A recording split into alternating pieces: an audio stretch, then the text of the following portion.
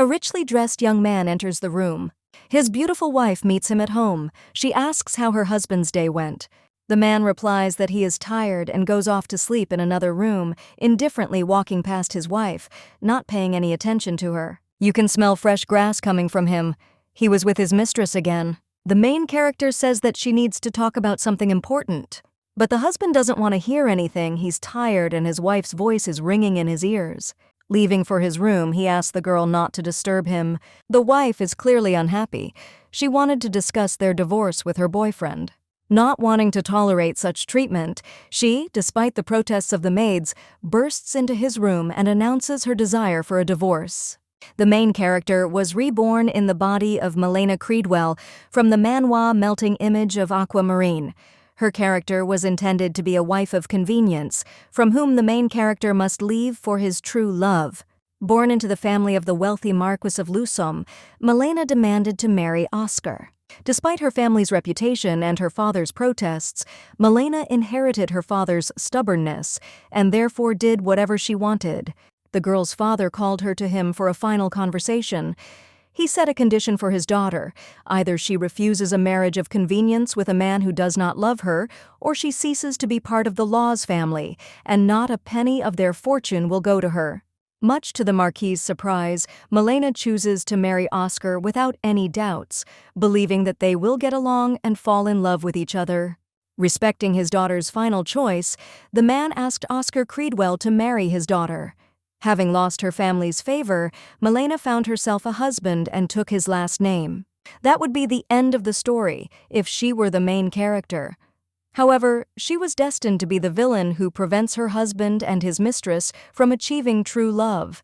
Immediately after marriage, he began dating Serena. However, their relationship was also far from normal. Oscar locked the girl in some shack and visited her regularly. The main character of our story, who was destined to become Melena, clearly did not like this story. She could not understand how a story about people cheating on each other could get to the top of the ratings. The only joy was to read and laugh at the comments to each chapter. But Melena, obsessed with Oscar, was not without flaws either.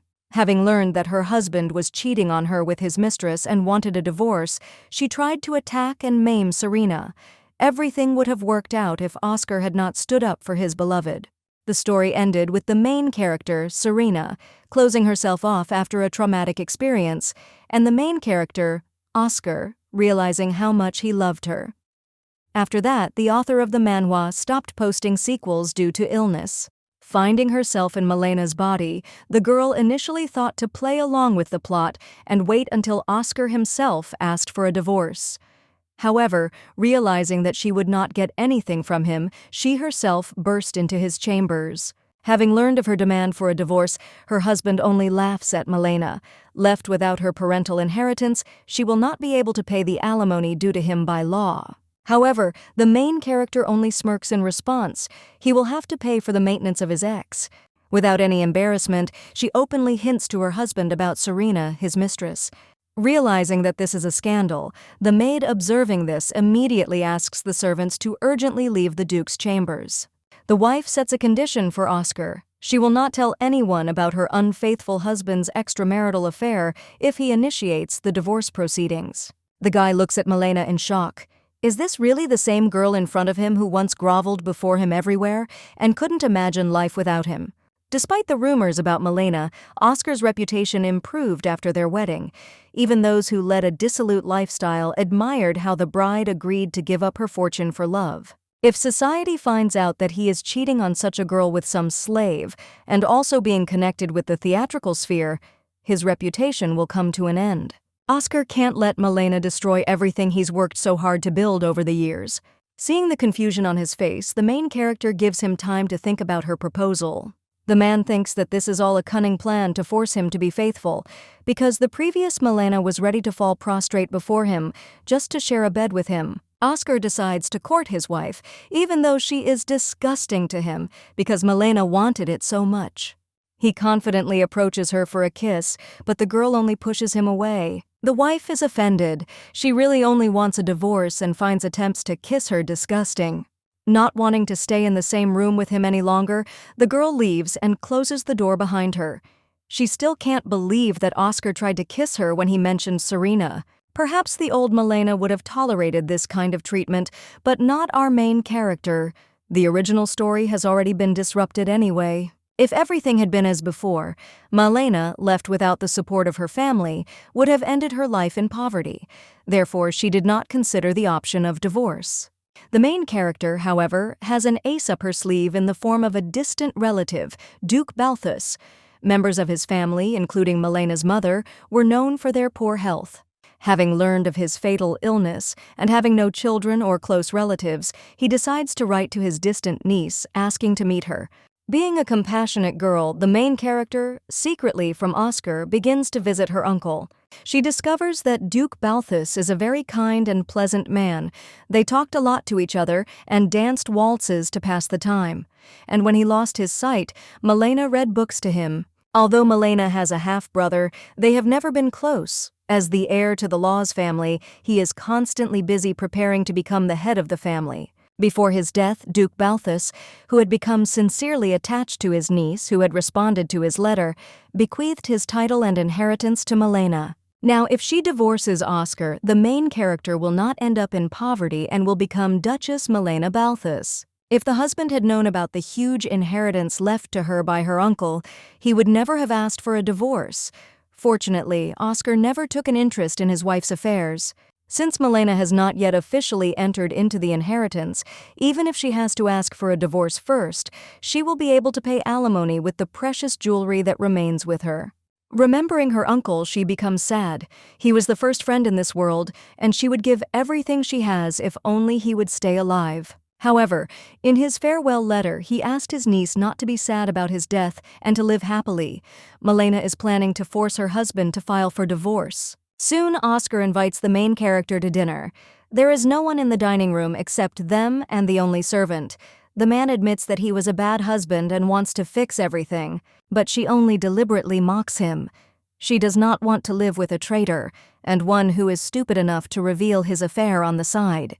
Beside himself with indignation, having succumbed to a cunning provocation, Oscar demands that his wife take back her words about him. But she just keeps smirking, pressing on his weak spots. Who else? But the person who betrayed the trust of his other half dares not talk about trust between spouses. The main character, who had previously read the manhwa, tells Oscar the address where Serena is, asking what the reporters will say if they see him trying to hide his mistress.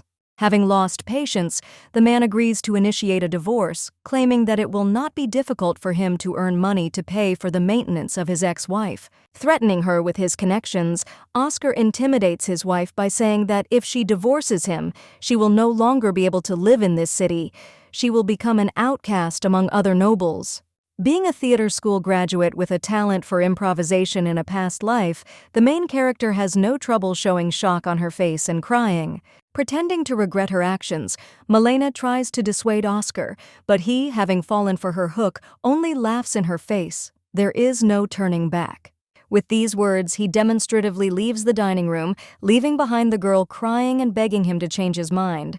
Returning to his office, Oscar reflects on what happened. What struck him most was that Melena knew Serena's location. The latter would have to be hidden somewhere else. The man picks up the phone and calls Albert, the servant who stayed with his wife in the dining room. He reports that after the master left, the girl cried and begged him to reason with Oscar. The smug husband orders the servant to prepare the divorce papers as quickly as possible and invite Melena to work. The Grand Theatre of Cridwell is the main attraction of the city. The performances there are always sold out. It is not surprising that everyone who finds themselves in the capital by the will of fate strives to get a job in this theater. The main character was an actress in her past life and always dreamed of becoming part of a theater troupe. Having become Melena, the girl first asked her husband to allow him to be an actress, but he just waved her off. Having become a free woman after a divorce, the main character intends to fulfill her dream at all costs. As stated, she came to Oscar to work at the theater. The employee who met her was clearly surprised by the appearance of his wife. Apparently, she had previously been an infrequent guest at her husband's work. With a look of excitement on her face, Melena says that the Duke himself invited her here for a very important matter. The young man working at the theater finds it hard to believe, but the deputy comes to the rescue and kindly takes the Duchess to her husband's office. Once in his office, she studies the document in front of her with trembling hands. Oscar sarcastically notes that the girl, unbecoming a duchess, went out into society without gloves. Without wasting any time, the man throws her a pen. He has already filled everything out. The girl only has to sign. The main character, playing a role, once again asks Oscar to change his mind, but he, after waiting for her signature, only tears the sheet of paper out of her hands. For the sake of credibility, Melena is trying to delay the inevitable. After all, they need to pay the divorce fee, and she doesn't have that kind of money. But Oscar just smirks. He's a rich man. It costs him nothing to pay for the design. He'll even be happy to pay for it. While the couple is still leaving the office, the Duke calls his deputy and in a commanding tone demands that these papers be taken to the department as quickly as possible. The employee tries to object. The working day will soon be over, but the theater owner only rudely interrupts him. Melena cannot believe that Oscar allows himself to speak to his subordinates in such a tone. As the deputy leaves, the Duke openly laughs at his wife. In 3 days, she will no longer be the Duchess of Creedwell. Melena cannot believe that the main character of a manhwa can be such a villain. Theatrically crying, the girl tells Oscar that he will regret the divorce, after which she runs out of the theater in tears. Once outside, her tears instantly disappear. In anticipation, the main character makes plans on how to usefully spend her last 3 days as a duchess. The first thing she does is go to the bank. She will soon come into an inheritance and needs to rent a safe deposit box in advance. Moreover, with a sly smile, she takes out a loan in her husband's surname. A bank employee offers Melena to take out an urgent loan at a high interest rate. In this case, she does not have to wait for confirmation from her husband. The girl agrees and asks to give her the maximum possible amount. While the employee is applying for a loan, another bank employee takes her to a safe deposit box. The main character puts Duke Balthus's will there, as well as some of her jewelry and ornaments, so as not to draw attention to the box with the document inside. She is informed that she must come for the contents of the safe within a week, otherwise it will be destroyed. Having received a suitcase containing 50 million akrons, Melena leaves the bank satisfied. Duke Balthus's house, although located in the capital, has long been empty and has probably fallen into disrepair. Although the girl took out a loan, it will only last for a week. She will have to think about where to get money to maintain the mansion.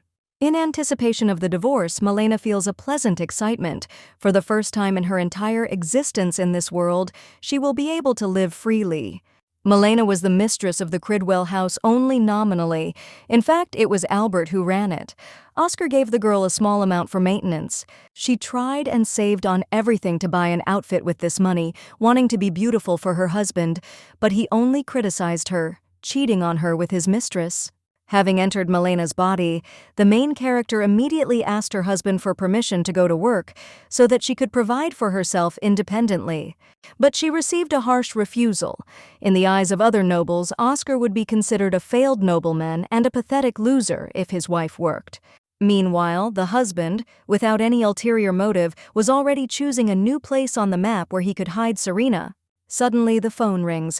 The bank director, Mr. Lowell, decides to inform Duke Cridwell that his wife has just taken out an urgent loan in his name for 50 million acres. Oscar is shocked. He asks his interlocutor why a stranger was allowed to take out a loan in his name without his consent. Lowell explains that, according to the laws of the kingdom, spouses are one legal entity. In addition, urgent loans are issued for smaller amounts, and they do not require the consent of the second partner. Holding the phone to his ear, the man realizes that his stupid Melena had carefully planned everything in advance. The bank director explains to the Duke that although Oscar has forbidden Melena access to the family's savings account, this rule does not apply to loans. The man is outraged by this answer. How can anyone trust money to a bank if there is no guarantee that the money will be safe? Lowell asks him to calm down and replies that it is nonsense to forbid his wife from using the family finances, and the director has done him a great favor by fulfilling such a request. Oscar loses his composure and demands the director to admit that the reason for this attitude is that he is connected with the theater. The thing is, Oscar's grandfather, the first Duke of Cridwell, was the late king's younger brother. The Cridwells would have been the most powerful duchy in the entire kingdom of Arlo. However, Fearing possible attempts at usurpation, the king forbade his brother's heirs from engaging in politics and taking up positions in the government. And although the theater founded by Kieran Creedwell, Oscar's father, became the beginning of a thriving business that brought them fame, their family has no influence on the course of life in the country. Lowell bids Oscar farewell, saying he will no longer make concessions for him.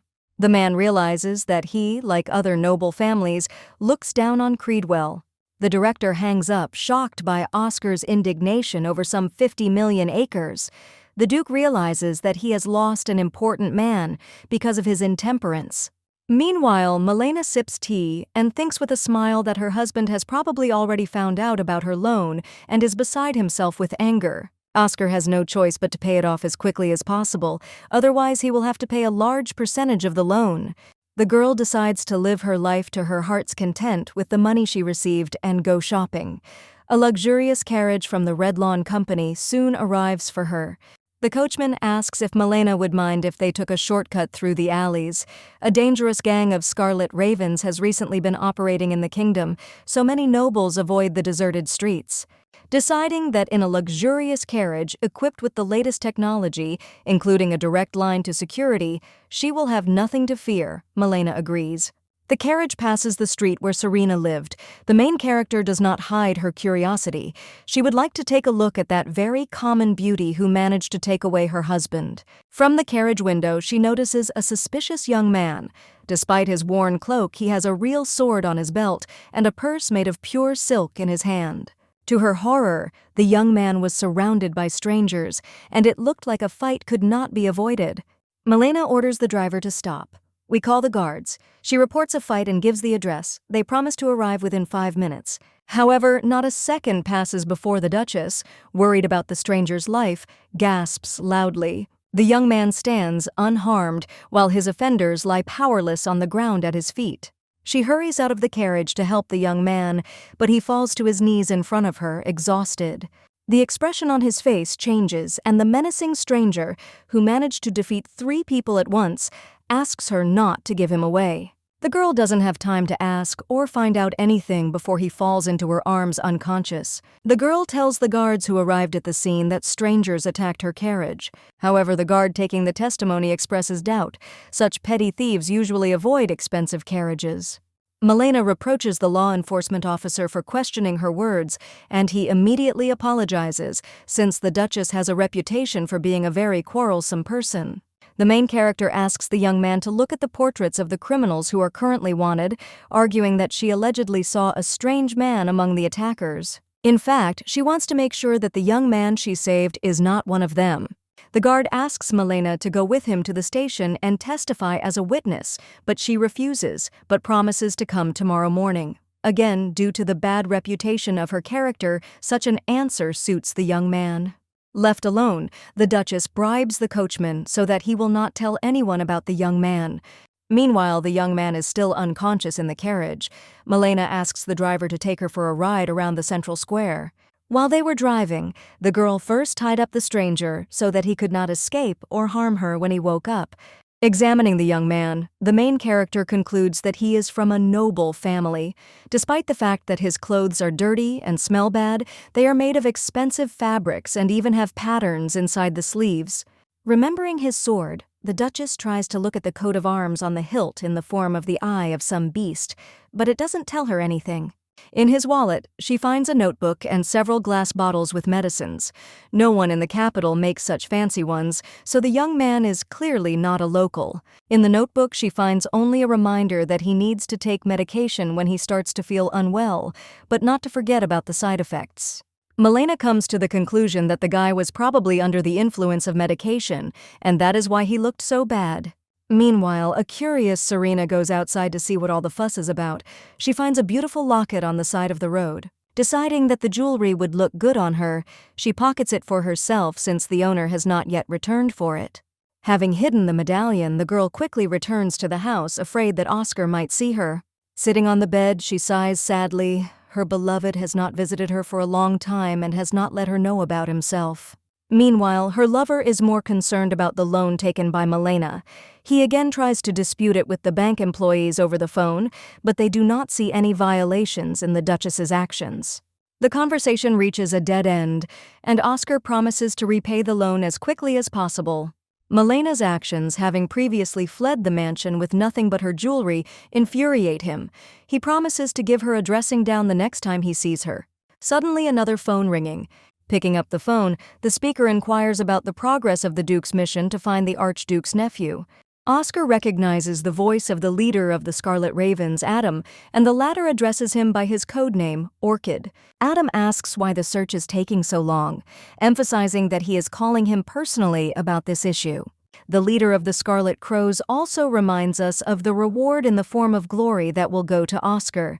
The Duke hopes that by helping the Scarlet Crows, he will be able to win a seat in the Senate for himself. Adam himself called him one day, introducing himself as the leader of a criminal group and giving Oscar a code name. The mysterious man gave the Duke a task, to find a young man from the neighboring principality of Rohaitum. The fugitive, Ludwig Rohaitum, is the son of the former Archduke Wilhelm and the nephew of the current Archduke Rudolf. Adam told Oscar that Ludwig had killed his father in an attempt to take the throne and then fled to Arno. Since there was no direct evidence yet, the leader of the Scarlet Ravens tasked the Duke to find him. The man, however, himself understands that there are many inconsistencies in Adam's story. Why kill the Archduke for the throne and then flee without claiming the throne, especially if the authorities have no evidence of his guilt? The stranger promised the Duke that Archduke Rudolf, being deeply indebted to Oscar, would certainly help him become a member of the Senate. However, the Duke aims higher. If he manages to get into the Senate and, with the support of the Scarlet Ravens, kill the Crown Prince, then he will eventually be able to ascend to the throne by right of royal blood. Oscar tells Adam that he will involve journalists in this case. The leader of the crime syndicate reminds that although the fugitive may have dyed his hair blonde, his lilac eyes will give him away. Having finished the conversation, the Duke calls the theater's deputy and asks to free up the schedule of the leading actress, Nina Ford. He also informs his subordinate that he has invited reporters from several newspapers and magazines for tomorrow, and that Nina and the dancers should practice spring lilac flowers. Finally, Oscar asks to keep an eye on his still wife.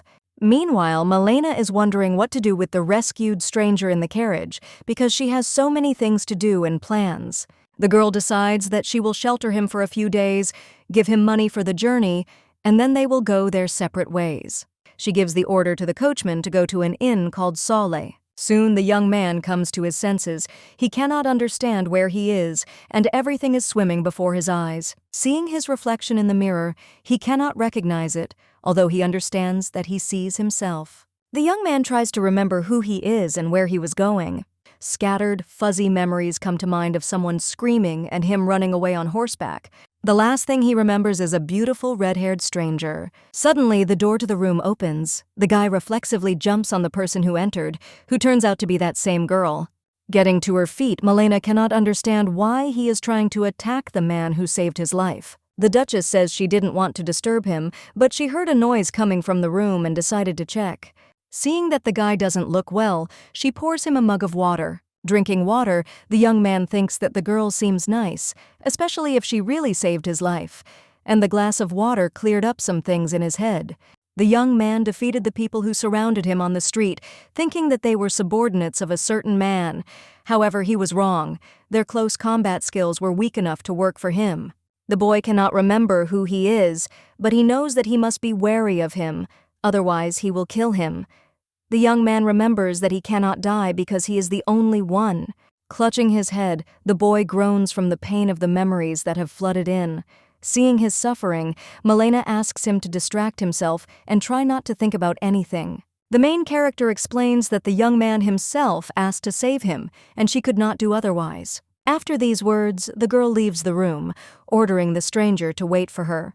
The young man obediently sits down on the bed. Soon she returns, holding his things in her hands. The main character apologizes, immediately admitting that she rummaged through his things, trying to figure out who he is. The Duchess hands him the sword, perhaps seeing the coat of arms will help him remember something, but the guy just shakes his head. He can't remember anything even when he sees the medicine bottles he had with him. The only thing he remembers is Melena. Not knowing his name or origin, tears come to the eyes of the young man. He asks for forgiveness from the girl. The latter immediately takes out a handkerchief, wiping away his tears. The Duchess asks the young man not to apologize and to take care of his sword like the apple of his eye. He can be identified by it. Melena says that she has paid for the guy's accommodation and food for several days. Having wished the stranger good night, she is about to leave when the young man calls out to her. He sincerely thanks her for her help, a blush playing across his face. Unexpectedly for herself, she discovers that she is pleased that finally someone treats her like a person, unlike Oscar. The next morning, Melena comes to visit the young man again. This time, he does not attack her. They both feel contented and well-rested. The girl notices that the guy has a travel package at his feet. He is getting ready to leave with her. The main character tries to explain to the young man that she is leaving without him, and he can stay and live in the tavern for a few more days. Before leaving, she gives him money, which should be enough for a few days. The young man tries to leave with her, but she explains that she is not able to take him with her now. Holding the money given to him by Melena, the young man cries. The girl asks him to rest while he has the chance. Passing by the innkeeper, who has already called a carriage for the Duchess, Melena asks him to take care of the guest from room 304.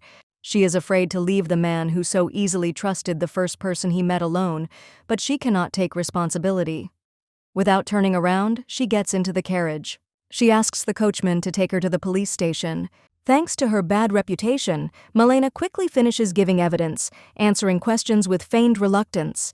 The girl is glad that at least she has finished with urgent matters for the day. However, when she goes out into the street, she unexpectedly encounters again the young man she saved.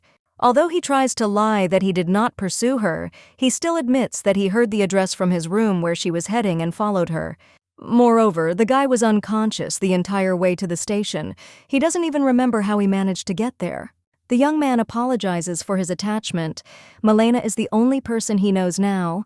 The Duchess is not offended, but asks him to return to the tavern because he needs to regain his strength. But more than that, the young man is trying to return the money she gave him for living expenses. Oscar was watching all this from the side.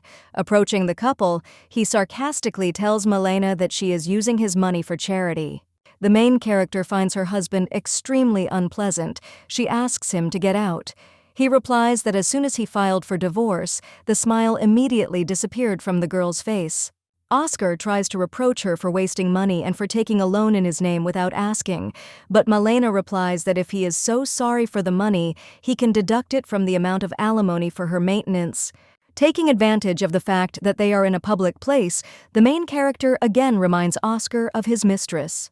Hearing Serena's name, his face takes on a sinister expression. However, the man considers himself to be right in this conflict, and therefore, roughly grabbing Melena by the wrist, tries to take her back home, where she will answer for everything she has done. The girl is scared because if he locks her in the estate, the will left in the bank safe will be destroyed after a period of time. Everything would have ended badly if the young man saved by Melena had not entered the conflict between the spouses. He stops Oscar, seeing that his savior does not want to go anywhere with him. Apparently mistaking the boy for a poor commoner, the Duke orders him to get away, or better yet, to take him to his master. Realizing that she had to somehow save the stranger, the main character, without further delay, answered her husband. This, as he put it, beggar, is her personal bodyguard. The Duke, who did not expect such a turn of events, was outraged that her bodyguard was behaving so rudely with the nobles. Melena just figuratively shrugged. If you don't like it, we can always go to the guards and sort it out. The girl knows that Oscar values his reputation and won't do something like that. The husband again tries to return the dialogue to the loan that Melena took out, but she reminds him that it all started with him taking a mistress. By the way, the main character notices that her bodyguard's ears have turned pink. Apparently, he is flattered that the lady stood up for him and called him her bodyguard. Realizing that nothing will work out for him, Oscar leaves, justifying himself by saying that he has an important meeting soon and does not want to waste time. Left alone, Melena grabs the young man by the hand and leads him into an alley where no one can see them. She scolds him for behaving so unwisely and for possibly putting himself in danger by conflicting with her husband. But seeing his upset face, Melena thanks him with a smile for his help and replies that she is glad that he ended up here after all. Feeling relieved, since he was able to, in essence, thank the girl for saving him, the young man remembers that he was going to return the money to her. Having returned them to Melena, the guy was about to leave when the Duchess called out to him. Deciding that she can't leave him alone and he needs help, the main character says that she really does need a bodyguard. Back in his office, Oscar can only roll his eyes in irritation. The deputy told her about Melena's location, but the Duke clearly didn't expect that there would be some beggar next to her. If he had the support of the Scarlet Ravens, he could have dealt with his wife in no time. But to do that, he had to complete the assigned task. Oscar calls his deputy and asks him to invite Nina Ford, who is already waiting for him in the corridor. A beautiful blonde enters the room. She greets her boss with a smile. Nina is the prima donna of the theater. Tickets for performances with her are sold out like hotcakes, but this popularity is entirely due to Oscar. He angrily scolds the girl for her provocative makeup. She suggests that they step away and wash it off, but the man replies that there is no time for that. Before Nina, the diva was the fiery brunette Katarina Blanche, but she refused to dance to Oscar's tune, replying that she only performs roles when she is on stage.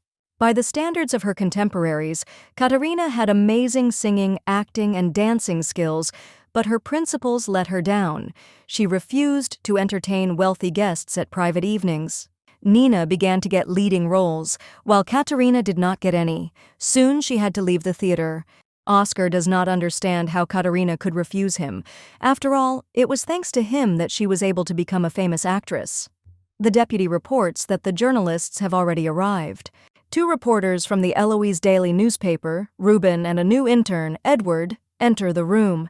The latter is positively impressed by the Duke's friendliness and hospitality. Moreover, he is amazed that Nina Ford is present in the room with them. Looking at her, Edward thinks about how much money it costs to be so close to the capital's first beauty. Oscar, meanwhile, places a tin cookie box on the table and hands it to the journalists. The intern is mentally puzzled by this gesture, while Ruben breaks into a smile. With a look of disappointment on his face, the Duke confesses to reporters that Hennessy has written a new play, but they have been unable to find a suitable actor for the lead role. The journalist enthusiastically asks who he is considering as a contender. Oscar gives a simple description: blonde hair and violet eyes. Ruben doubts. Finding a person with violet eyes in the kingdom is not an easy task, but the theater director justifies himself by saying that the future star of the theater is not just anyone. Much to the intern's surprise, his mentor happily offers to help with the search using his connections and contact database. The Duke is glad that Adam's task is practically done. Finally, he tells the journalists the news. He has filed for divorce from Melena, saying that he can no longer tolerate her bad character. Edward doesn't believe that she could agree so easily, but Oscar counters the remark by saying that he has nothing to hide, and he tells everything as it really is. In addition, the wife allegedly threatened him that she would do anything to ruin her husband's life. In a conspiratorial tone, Oscar asks the journalists to be on their guard because Melena has money at stake and she will probably try to spread all sorts of dirty rumors about him. A confused Edward watches as Ruben, citing some journalistic ethics, replies that the newspaper will not publish any statements from Melena. Having finished the negotiations, Oscar asks Nina to sing for the guests one last time. Taking the box of cookies with them, Ruben and Edward leave. The Duke personally escorts them to the carriage. Once inside, Edward again brings up the subject of the Creedwells' impending divorce. He thinks it's wrong that they so easily believed one side and didn't do their own investigation. Ruben interrupts the newcomer and admits that their field is corrupt, otherwise why would they come to the director in person? He asks Edward to open the box next to him. Among the cookies of various shapes and sizes, the intern discovers a huge, shining bar of pure gold. The experienced reporter warns Edward not to do anything stupid, otherwise they will not receive such treats from the Duke again, and listening to Nina Ford sing is a reward in itself. The intern has a complex face, expressing both disappointment and fear. He does not understand what is happening and considers it abnormal, but he can do nothing. Meanwhile, Melena and her new bodyguard go to a restaurant because the girl's charges must be well fed and fed. The main character is once again convinced of the noble origin of the young man. Even having lost his memory, he observes all the manners and rules of etiquette at the table. However, she decides to behave with him as usual, otherwise it could arouse suspicion among those around her. Melena asks the guy if he could not remember his name. After a few seconds of thought, he only remembers with great difficulty that it began with the letter L, after which he painfully clutches his head. After some thought, Melena decides to give the boy a name herself. The first option she suggests is the name Losha. Without even having time to add that he can offer his own option, the guy unconditionally agrees to the new name. With a beaming smile, he thanks Melena. She melts again, this time because for the first time in all this time, someone has sincerely thanked her. At this time, a waitress comes to the table with an order. Upon seeing her, the main character is speechless. Their table is being served by Katarina Blanche herself.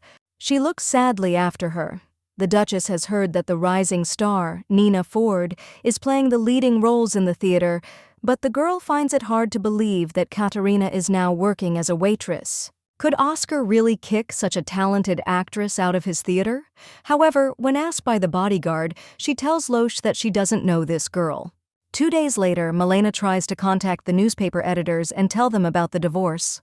Much to her surprise, the newspaper employee apologizes and says that there is no room for her story in the paper. Loesch has no doubt that the fifth refusal is the work of her ex-husband. Melena had already managed to inherit her uncle's estate and became Duchess of Balthus. The first thing she did was provide Loesch with everything he needed, including fine clothing. They decided to put his sword in a safe deposit box for a year. Walking around with it on the streets, the bodyguard would only attract unnecessary attention. The main character also started renovating her uncle's mansion. All that was left was to tell the others about her new status and the divorce. However, it appears that Oscar has taken control of the media, not wanting the public to know about Serena. Even though she was angry, Melena had another plan on how to do this. A social event is taking place. The dignitaries eagerly discuss the latest fresh news, the divorce of the Cridwells. Since Oscar was the initiator, everyone attributes the divorce to Melena's difficult character. The Duke, eavesdropping on the conversations from the balcony, smiles contentedly. Everything is going according to plan as intended. His reputation has not been shaken. Even before the divorce, thanks to his faithful servant Albert, the man learned that the girl was spending her time in a hotel with a supposed bodyguard. Oscar consoles himself with the thought that this guy will probably leave Melena when he finds out that she was left without her status and money after the divorce. At the ball, it is announced that a nobleman from the Balthus family has arrived. Those present whisper among themselves. Since the old count's wife and children died, he has stopped appearing in public, and in general his health has deteriorated greatly. But to everyone's surprise, instead of the old count, Melena, now Countess Balthus, showed up at the reception. The Lucazi Club is the largest in the capital. It would not be an exaggeration to say that no public event in the world of politics, economics, and fashion takes place without the participation of Lucazi and his visitors. Visiting this establishment is a great way to advertise yourself without the help of newspapers. Upon learning that Count Balthus was a member of this club, Melena believes that this is the perfect opportunity for her debut. But the girl forgot that Oscar is also a member of Lucazi. Although it is unpleasant for her to see her ex's face, the main character understands that if she is going to continue to move in the upper circles of society, then she cannot avoid meeting him. One of the visitors is the first to ask Melena what happened to Frederick Balthus, her uncle. With great sadness, the girl reports the death of Count Balthus.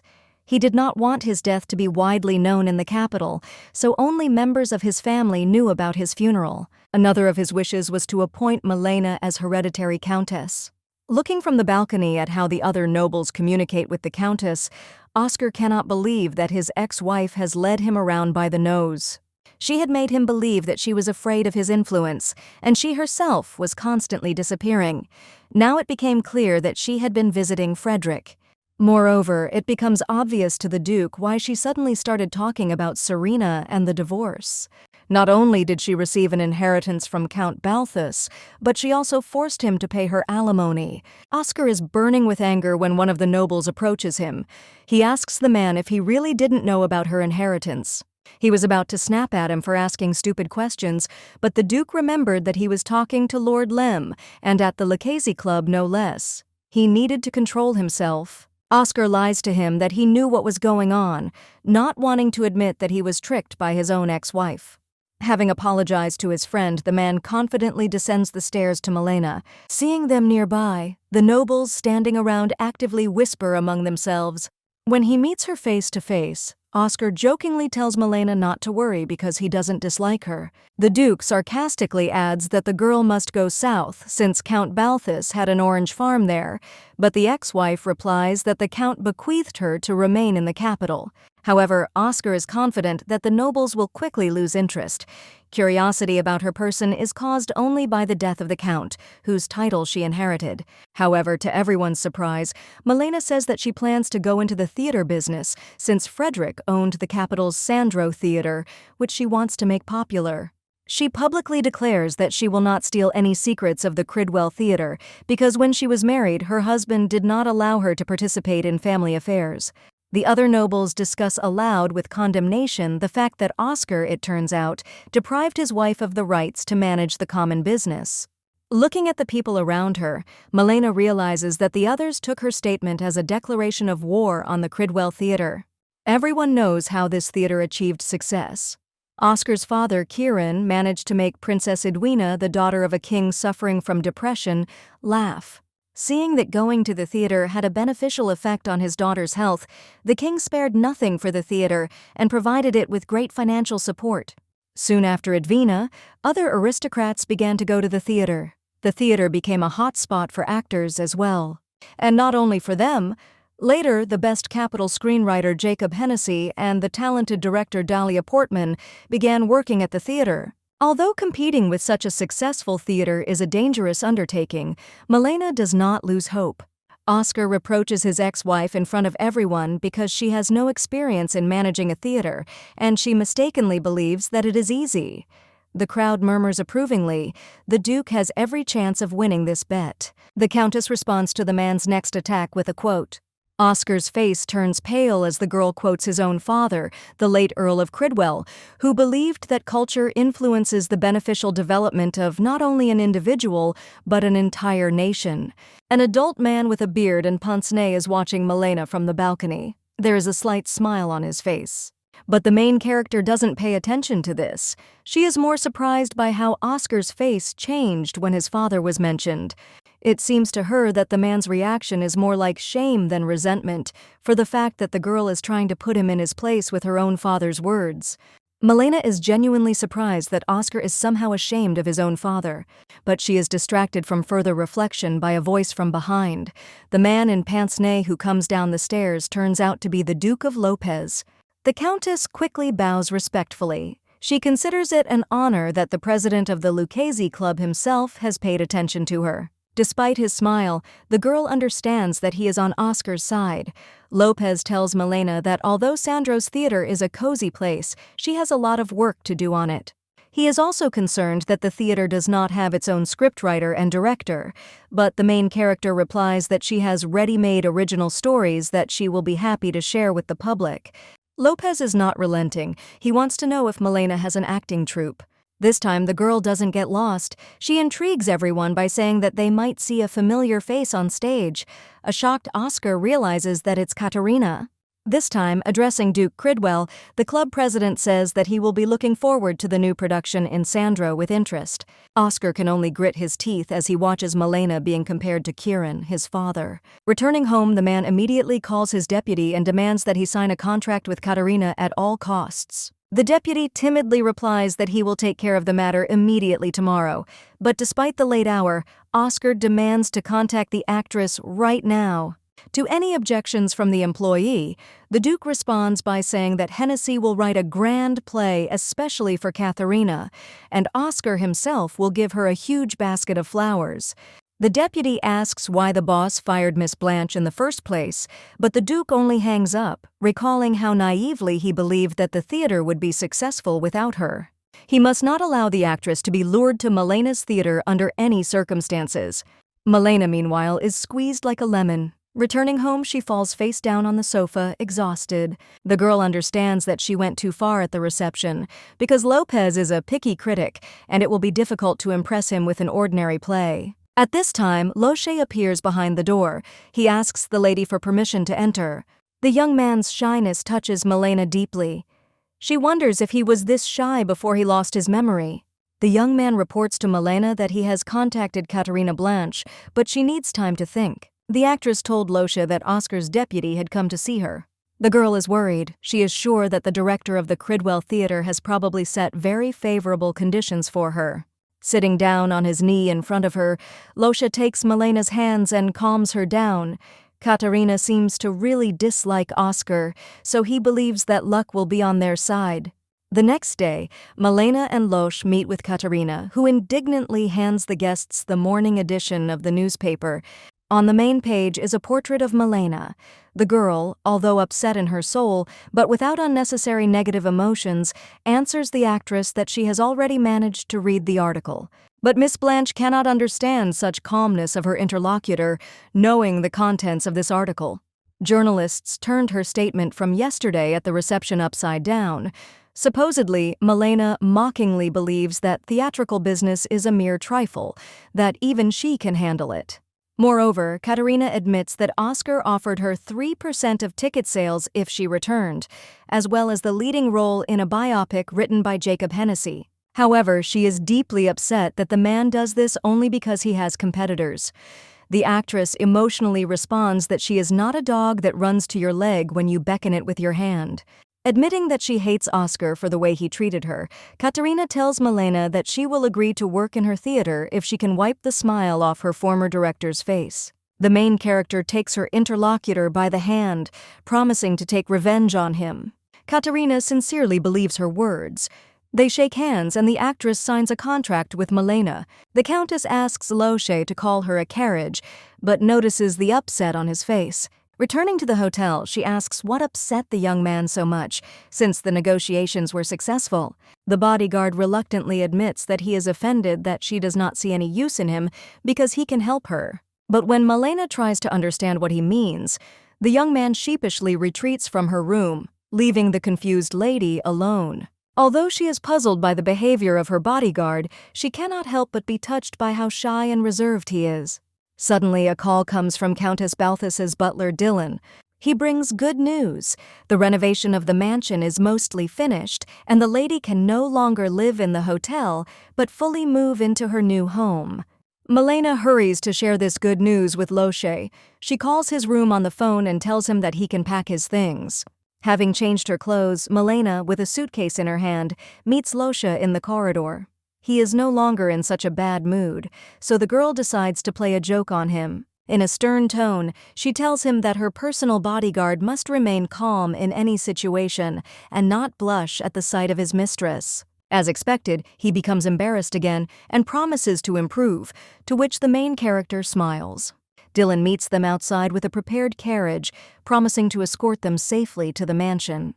Suddenly, Loshe, in accordance with the rules of etiquette, extends his hand to Melena. The carriage is a bit high and the Countess might need help. As the girl had requested earlier, the bodyguard's face showed complete severity and concentration.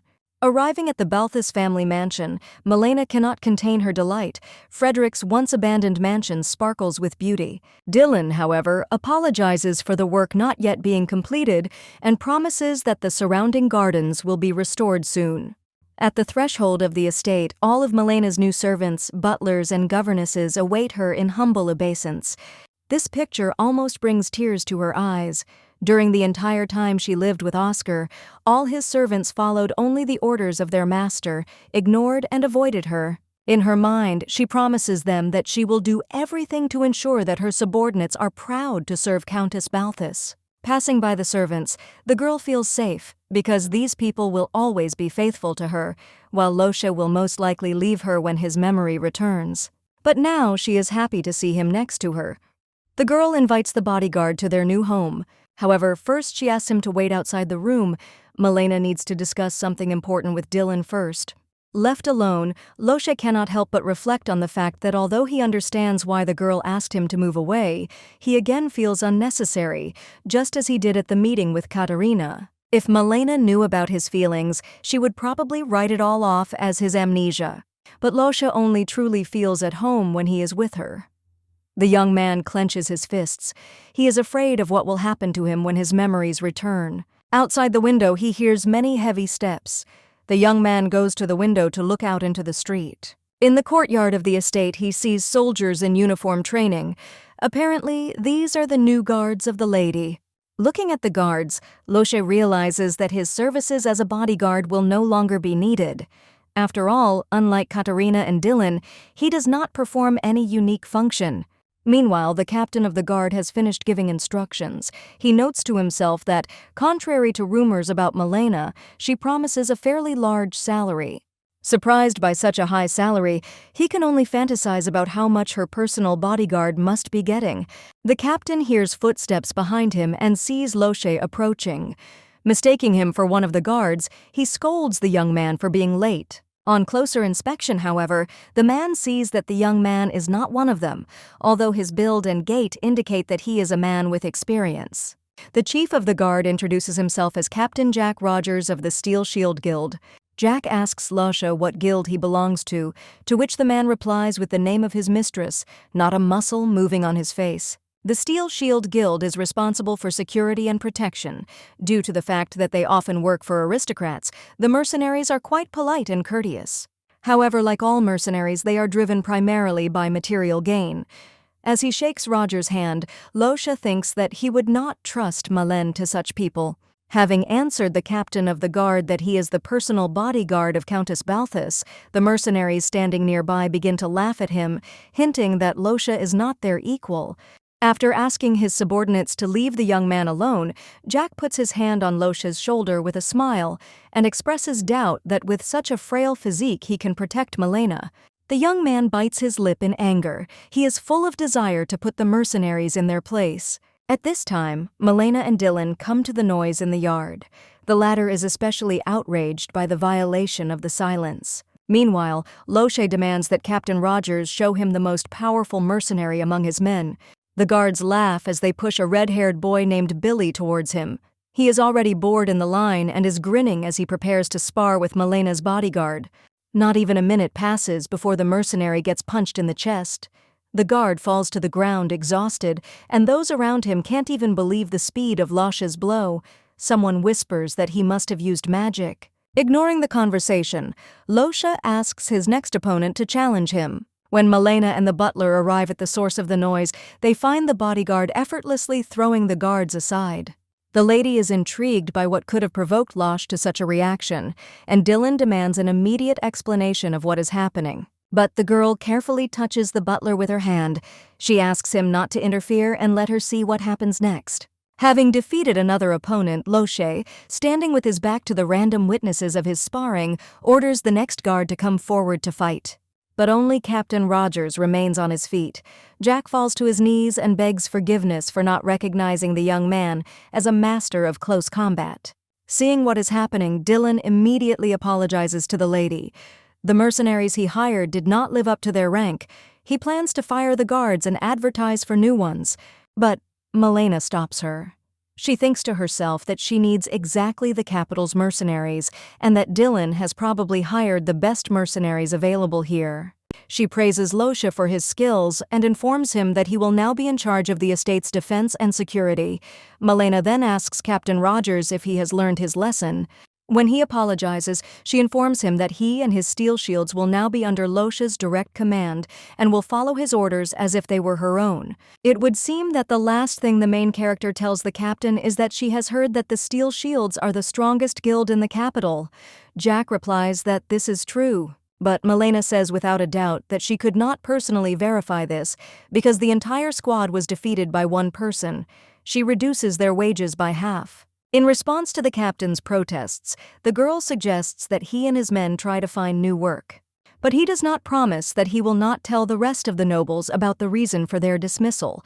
The cornered captain has no choice but to accept the countess's demands. Returning together to the mansion, Melena asks the young man what the guards did to cause such a reaction in him. She promises to fire them all immediately if they did anything to offend him. But Lopez shakes his head. He is glad to have the opportunity to command them, but even more glad that he managed to show the mercenaries who protects the lady and is always at her left hand. The main character thanks the young man in response for helping her to reduce the costs of the security garrison. Meanwhile, Oscar visits Serena, who is already living in a new house. The girl makes a remark that the man has not visited her for a long time, to which the Duke only replies irritably that he was busy with business. She tries to hug him but feels afraid. Oscar has come in a bad mood before, but today something is definitely wrong with him. Despite the fact that he divorced his wife because of her, the girl no longer feels like the one for whom Creedwell could move mountains before. Moreover, after the divorce, Oscar did not visit her more often. Serena moves away from her lover in fear and tries to look into his eyes, but they are absolutely cold. Without saying another word, the Duke turns and walks away. He is angry that even after the divorce he cannot stop thinking about Melena, even when he looks into the face of his mistress. The thought comes to mind that the reason for all his troubles and his main weakness is Serena. The man thinks about eliminating his mistress, but Oscar decides to put it off for later and not rush. Instead, the Duke tries to convince himself that Melena must still be pining for him since she used to watch his every move and be faithful. The man consoles himself with the thought that his ex-wife must now be suffering and regretting what she did. That evening, the main character is heading home to the mansion when her ex-husband suddenly blocks her way. She, without unnecessary emotion, asks the man to let her pass and step aside. Oscar is again struck by the fact that there is no hint of remorse on her face. But he still has hope. Perhaps Melena is deliberately pretending to be distant to attract his attention. In an attempt to win her attention, the Duke offers to help the girl with the theater business. Who else but the director of the Grand Theater of Creedwell can help a newcomer in this business? He literally extends a helping hand to his ex-wife, expecting her to immediately melt and rush into his arms. But instead, the girl just crosses her arms over her chest. She doesn't need help. Moreover, she asks him to stop such attempts at flirting. Humiliated and insulted, Oscar's face turns red with anger. Melena replies that she was joking, and mockingly says that it seems the Duke is no longer capable of understanding jokes. Oscar asks Lopez to leave, afraid that he might overhear business secrets, but Melena replies that her bodyguard is loyal to her and that she really doesn't need help. Her ex-husband has invested enough in her business. The man doesn't understand what she's talking about, but the main character reminds him of the alimony he paid during the divorce on his own initiative, humiliating him even more. Finally, the Duke makes way for her, after which the girl and her bodyguard walk past the confused Creedwell as if nothing had happened. Without turning around to look at her former lover, Melena asks him to try to show her the honor worthy of Countess Balthus next time. Lopez turned around and glared menacingly at Oscar. Beside himself with anger, the man no longer intends to flirt and seek the favor of his ex. Now his only desire is to trample her. He reassures himself that Katarina alone is not enough for her to succeed. Without a good script, her theater is doomed to bankruptcy. Oscar makes it his mission not to let Melena take the other members of his theater troupe away. As he walks away through the city streets, he threatens to make the girl regret rejecting him. Meanwhile, work is in full swing in Jacob Hennessy's studio, which feels more like a machine room than a creative workshop. The scripts are not written by the maestro himself, but by his apprentices, to whom he gives the theme and outlines the work plan. Oscar, who came here, doesn't care about these details, though. The main thing for him is to get a script that pays for itself on time. In the workshop, he meets Hennessy. The Duke hands the screenwriter a new contract. The man notices that his salary has been raised and wonders if such a bonus will hit his budget. Oscar says with a smile that he has cut back on staff, firing all the old and unclaimed actors. But Jacob doesn't have to worry. All the people Oscar wants to keep have already signed new contracts, so the screenwriter can fully concentrate on his main task. Among the apprentices, a man notices a young girl wearing glasses who suddenly stands up from the table, getting ready to leave. Hennessy doesn't remember her name. He says the turnover at work is due, in his opinion, to young people who think too highly of themselves and their work. The quitting girl sighs with relief as she crosses the threshold of the workshop. Having made an indecent gesture, she wishes Jacob to go bankrupt as soon as possible for paying pennies and giving him a ton of work. Soon a carriage appears near the workshop. The girl asks to be taken to Countess Balthus. Arriving at her estate, screenwriter Becky Dartnell bows and thanks Melena for accepting her. The Countess admits that she decided to invite Becky after reading her manuscript. The scriptwriter almost starts to cry. Jacob didn't even know her name, since he doesn't consider his students to be people. The young girl tells Melena that before leaving the workshop she ran into Duke Cridwell, who brought Hennessy a new contract. The main character smiles at the realization that Oscar is predictably in a panic, trying to keep the theater's top talents. Screenwriter Jacob Hennessy, director Dahlia Portman, and Nina Ford, the current prima donna. Meanwhile, Becky shyly asks if Countess Balthus will really pay her on a monthly basis for the number of characters in the script. Melena at first thinks that the girl does not agree with the terms of the contract, but it turns out to be the opposite. She is surprised that the Countess is offering such heavenly conditions. At least the main character is glad to know that she treats her employees better than they do at the Cridwell Theater. Becky, meanwhile, is beaming with happiness. She says out loud that Melena is not at all what others describe her as, after which she immediately apologizes. Realizing that she had gone on, she quickly changed the subject and handed the Countess the completed work, the first 3 chapters of the play. The main character is genuinely surprised because she told her the plot only a few days ago. It seems that Becky Dartnell could become a talented screenwriter. Melena likes the manuscript. It is interesting and written in a lively but elegant language. Becky says she made the main character the way her client asked for him, mischievous but charming. The story that Melena decides to adapt is Pinocchio. After all, in this world there is not a single production where the main characters are children, and the plot itself is not a novel or a heroic epic. In her past life, the main character staged plays for children, so she remembers the plot of Pinocchio, a fairy tale by Carlo Collodi from the late 19th century, including the character's lines by heart. However, Becky doubts the Countess's decision to give the role of the main character, the doll boy, to Katarina Blanche. And although Melena is full of confidence, the scriptwriter is not accustomed to the idea of a play for children with a child as the main character, who will be played by the capital's first beauty. But the main character understands the reason for Becky's uncertainty.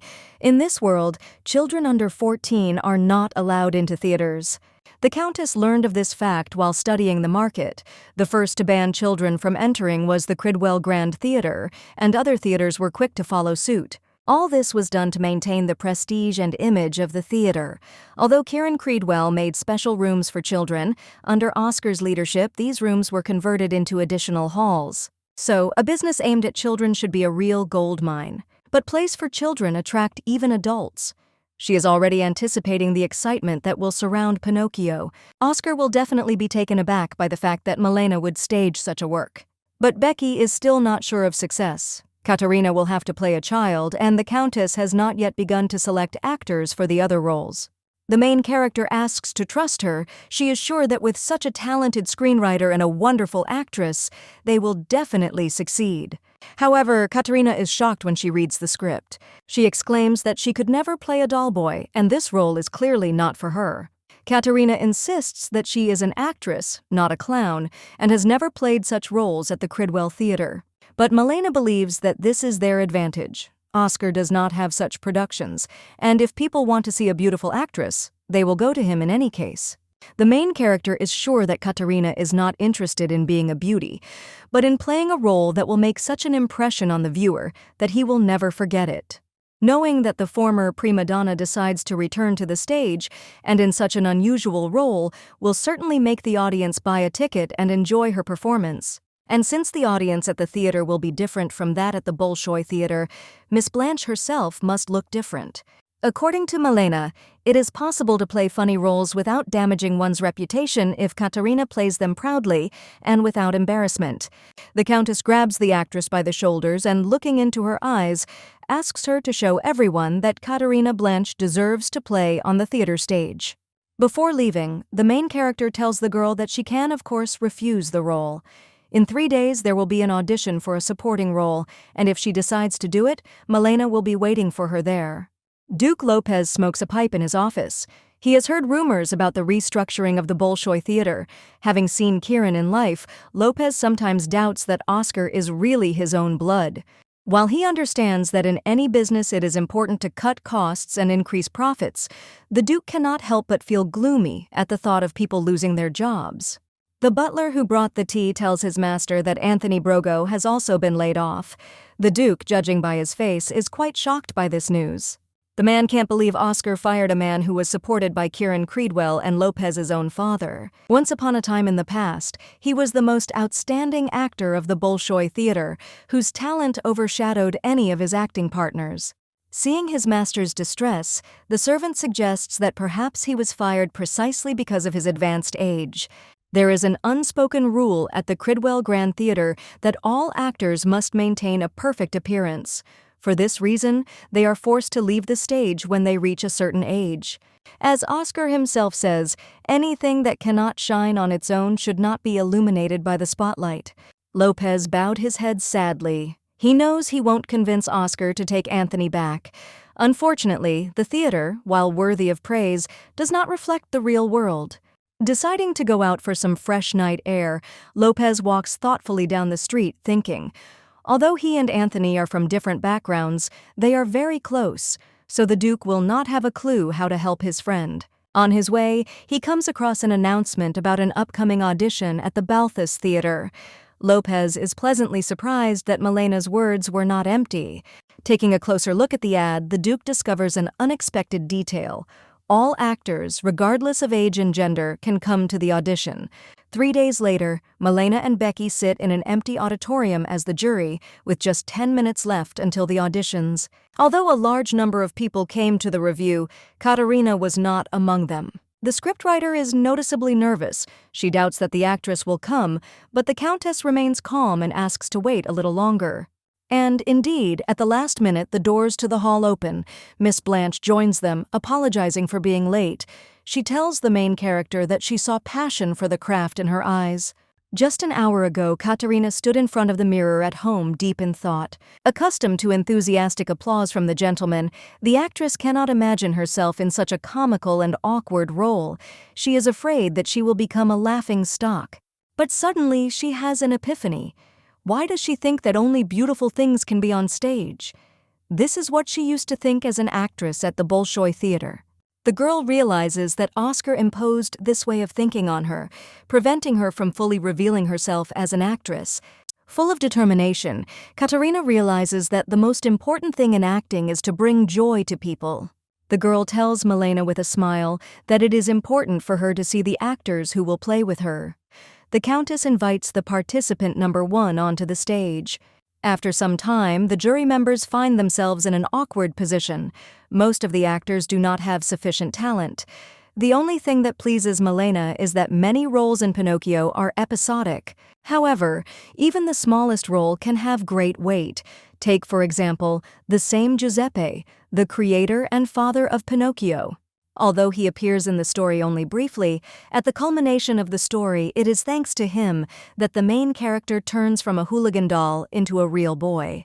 The person playing the role of Giuseppe must have sufficient acting skills so that Katarina does not completely overshadow him on stage. Melena turns to the actress, asking if she liked any of the actors. But the girl is clearly disappointed with what she saw, naming an almost random participant in the audition. The main character worries that she needs to find a compromise and lower the bar, otherwise neither the actors themselves nor the audience will like the production. Declaring a break, emotionally and physically exhausted, Melena goes outside to catch her breath. Discouraged by the lack of suitable candidates, the girl is even thinking about taking on the role of both director and actress, even though this is too much. A child's voice is heard from the side. The Countess turns around and sees an elderly man and a little girl standing near the entrance. Holding an audition notice in her hands, the granddaughter asks her grandfather to take part, to which he refuses, saying that he is no longer old enough. The Countess hears the old man addressing the girl, Lydia, as saying that only beautiful things can be on stage, and no matter what is stated in the advertisement, no one will be happy to see him at the audition. Calling out to them, Melena says that she is the countess recruiting for the troupe. The little girl immediately blossoms. Taking her grandfather's hand, she introduces him to Melena as the famous actor Anthony Brogo. Clearly embarrassed by the situation, the old man justifies himself by saying that he told his granddaughter about his former youth, and that she is now full of enthusiasm to find him a job. Ignoring their subsequent squabble, the main character notes to herself Anthony's pleasant voice and pronunciation. Interrupting their argument, Melena says that it was not for nothing that she indicated in the ad that age was not important, because she is primarily looking for talent.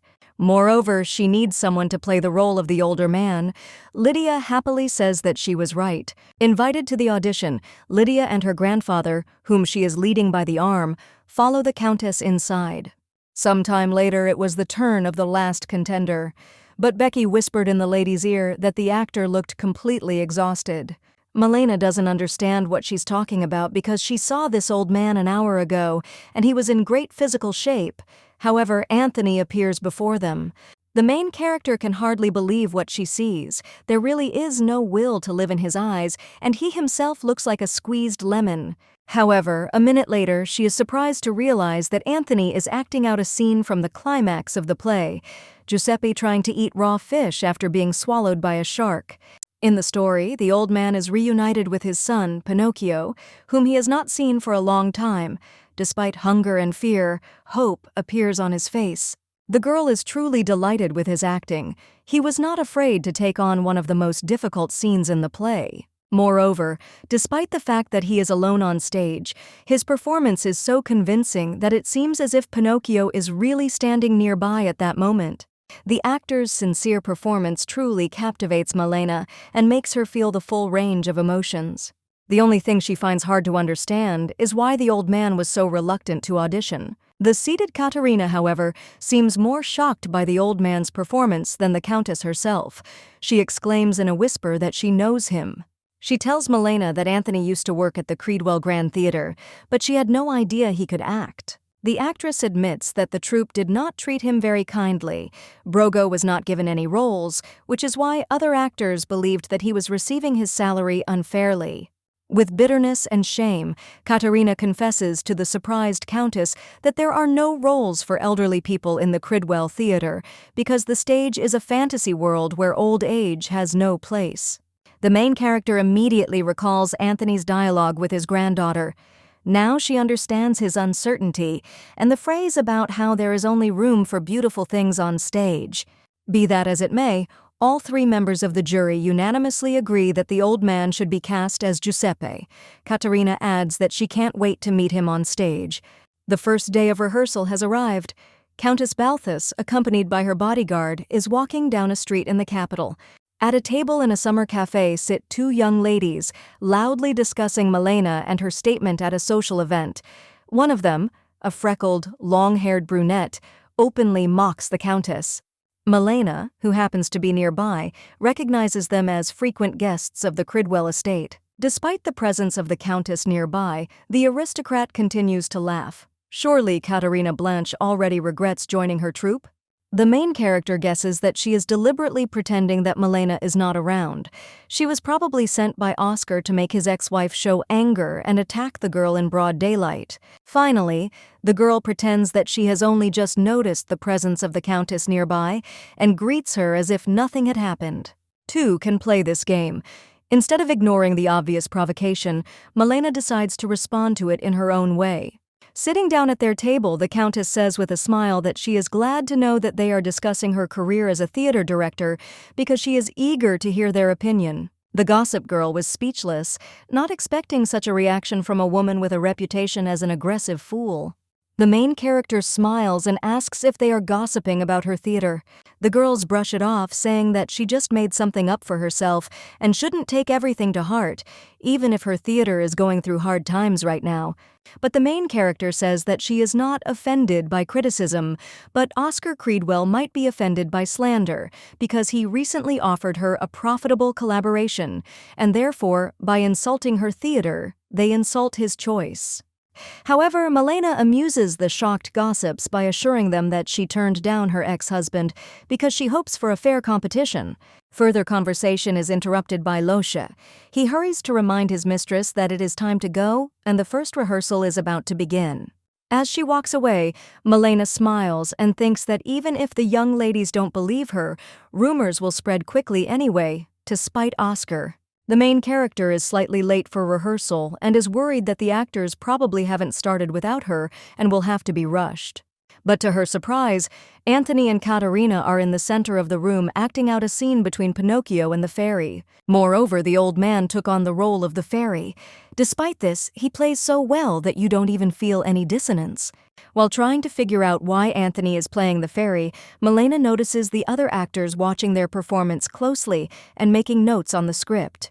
Two professional actors decide to show some newcomers how to act, and both of them act so well, as if they had been performing together their whole lives. What's more, they were able to memorize 90 minutes of the script in just 2 days, an incredible achievement.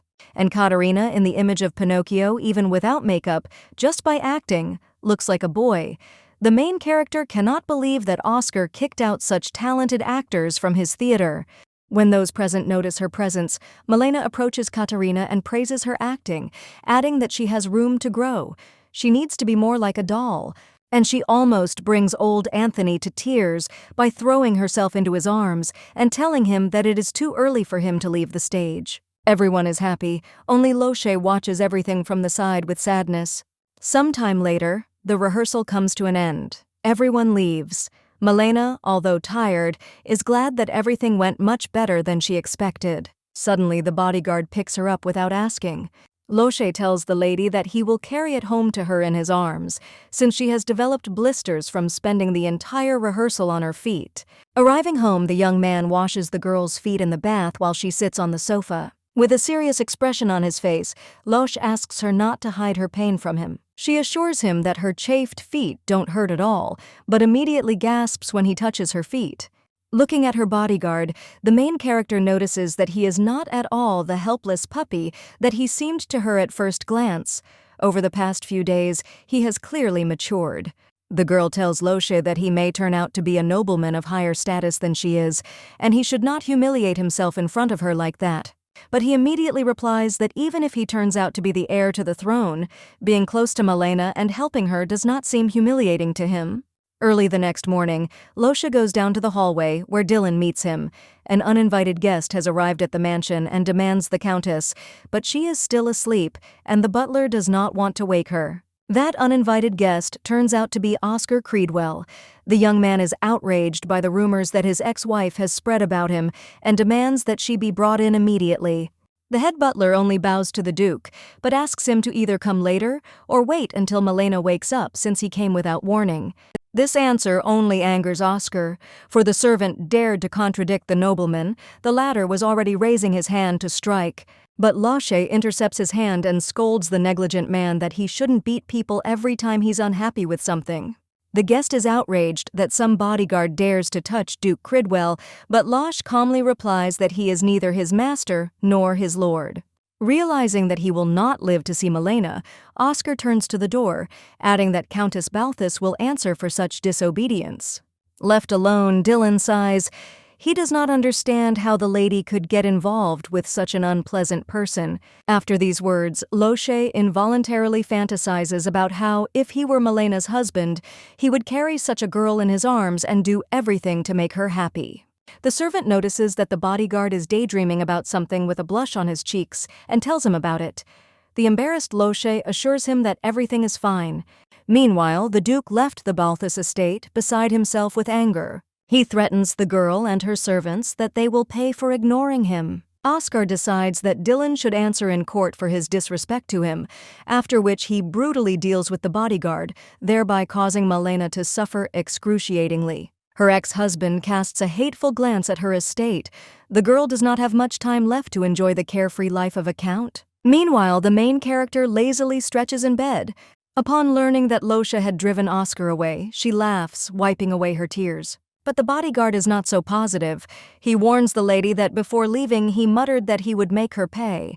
Turning serious, Melena asks Lopez what he could do in her ex-husband's place. Since Oscar has connections in the media, he would probably schedule the production for the same day as the premiere of Pinocchio, widely advertising it and offering free tickets to his influential acquaintances. The girl is pleasantly impressed by the bodyguard's answer and says that the advantage is on their side because they can guess what Creedwell will do, but he does not know what they can do. The main character asks the young man not to worry about Oscar. They should concentrate on the theater, while her ex-husband is trying to knead water in a mortar. With these words, they go to work at the theater. The rehearsal is in full swing. The actors are acting out a scene where the fox and the cat are trying to convince Pinocchio to go to the land of fools. And although the acting of other actors has improved, Anthony strictly guides them and gives them useful advice and criticism. Melena is certainly glad that she has such a responsible actor-perfectionist in the troupe. Becky adds that she believes the acting skills of the Balthus Theatre Company are every bit as good as those of the Creedwell Theatre. After this, the girls go to work in the office. They have to find a production designer for their performance. With the amount of work and people that need to be found, Melena laments that they cannot hire a magician for the theater and create the right atmosphere with the help of magic. The scriptwriter hastens to remind the lady that even Creedwell does not have magicians at his disposal because they are all in the service of the royal family. Kieran Creedwell once even tried to get permission to hire a magician into his troupe, but was refused. The fact is that Oscar's grandfather, Daisio Creedwell, blinded by the thirst for power, tried to usurp the throne. His son Kieran was sent into exile, but was able to restore the family's honor by making Princess Edwina laugh. Even if they could hire a mage, it would clearly be beyond their means. Better not to think about what could have been, but to focus on the current problems. However, there is so much to do that Melena does not even have the opportunity to go to Lucazi's club to find out about the latest gossip or to watch the actors rehearse. Dylan enters the office. He holds a beautiful bouquet of blue roses with an envelope. The servant tells the lady that a certain gentleman sent them along with a letter. After reading it, the girl is surprised to discover that it was sent by Duke Lopez himself. Lamenting that she has not been seen in Lucazi for a long time, he personally invites her to his estate. The girl kept thinking that Lopez was unkindly disposed towards her, since he was Oscar's brother-in-law, and he, on the contrary, was doing her a great honor by sending such an invitation. Melena feels a sudden surge of strength and motivation to work even harder on the production. While the girl is pondering over the answer, Dylan tells Losha that a certain man sent her the bouquet, which clearly offends him. The girl, meanwhile, calls her bodyguard to go with her to the reception. He replies with a smile that he is always ready. But Melena notices a change in his mood, and this puzzles her. On Monday, they go to meet with Lopez. The Duke meets them in his room with a pipe in his hand. Tea is already served on the table. The main character asks Loshe to leave them alone and wait outside. Upon learning that the man who sent her the flowers was Count Lopez himself, which Melena confirmed, he begins to smile happily. Melena is puzzled by such a sudden change in mood. Before leaving, the young man gives the Countess a box, which the girl, when they are alone, gives to Lopez. Inside, the Duke finds a beautiful dark wood cane, but assures Melena that he has not called her to exchange gifts, but to express his gratitude for her assistance. Countess Balthus is puzzled. She does not remember providing any services to the Duke. But Lopez quickly clears up the situation. The girl has hired Anthony Brogo to join his troupe, and he considers it a wise decision. He admits that Anthony is an old friend of his, so he was worried that he was out of work. He suspects that Oscar fired him, although the actor himself said that he made this decision. Melena immediately remembers Lydia, the little girl who was with Anthony on the day of the audition. Holding the announcement in her hands, she told her grandfather that a certain Duke had told her about him. This Duke turned out to be Mr. Lopez himself. With a smile, the elderly man says that Lydia is a very smart and good girl. The main character hurries to assure the Duke that she should thank him for the fact that such a talented actor joined their troupe. The Creedwell Theatre may be trying to keep up with the times, but the Balthus Theatre plans to continue what Kieran started and preserve the traditions he established. Changing the subject slightly, Lopez admits that Anthony shared with him the plot of the upcoming play, and the Duke, being a famous theater critic, is quite puzzled by the fact that Melena cast Katarina in the role of the boy doll and made him the main protagonist of the play.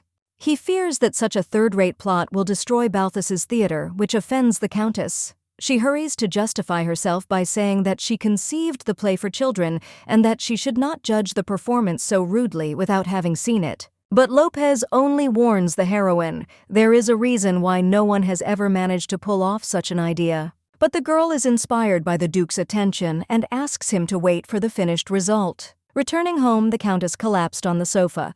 Lopez carefully fans her with sheets of paper and suggests she take a nap, but she has plans to attend a rehearsal.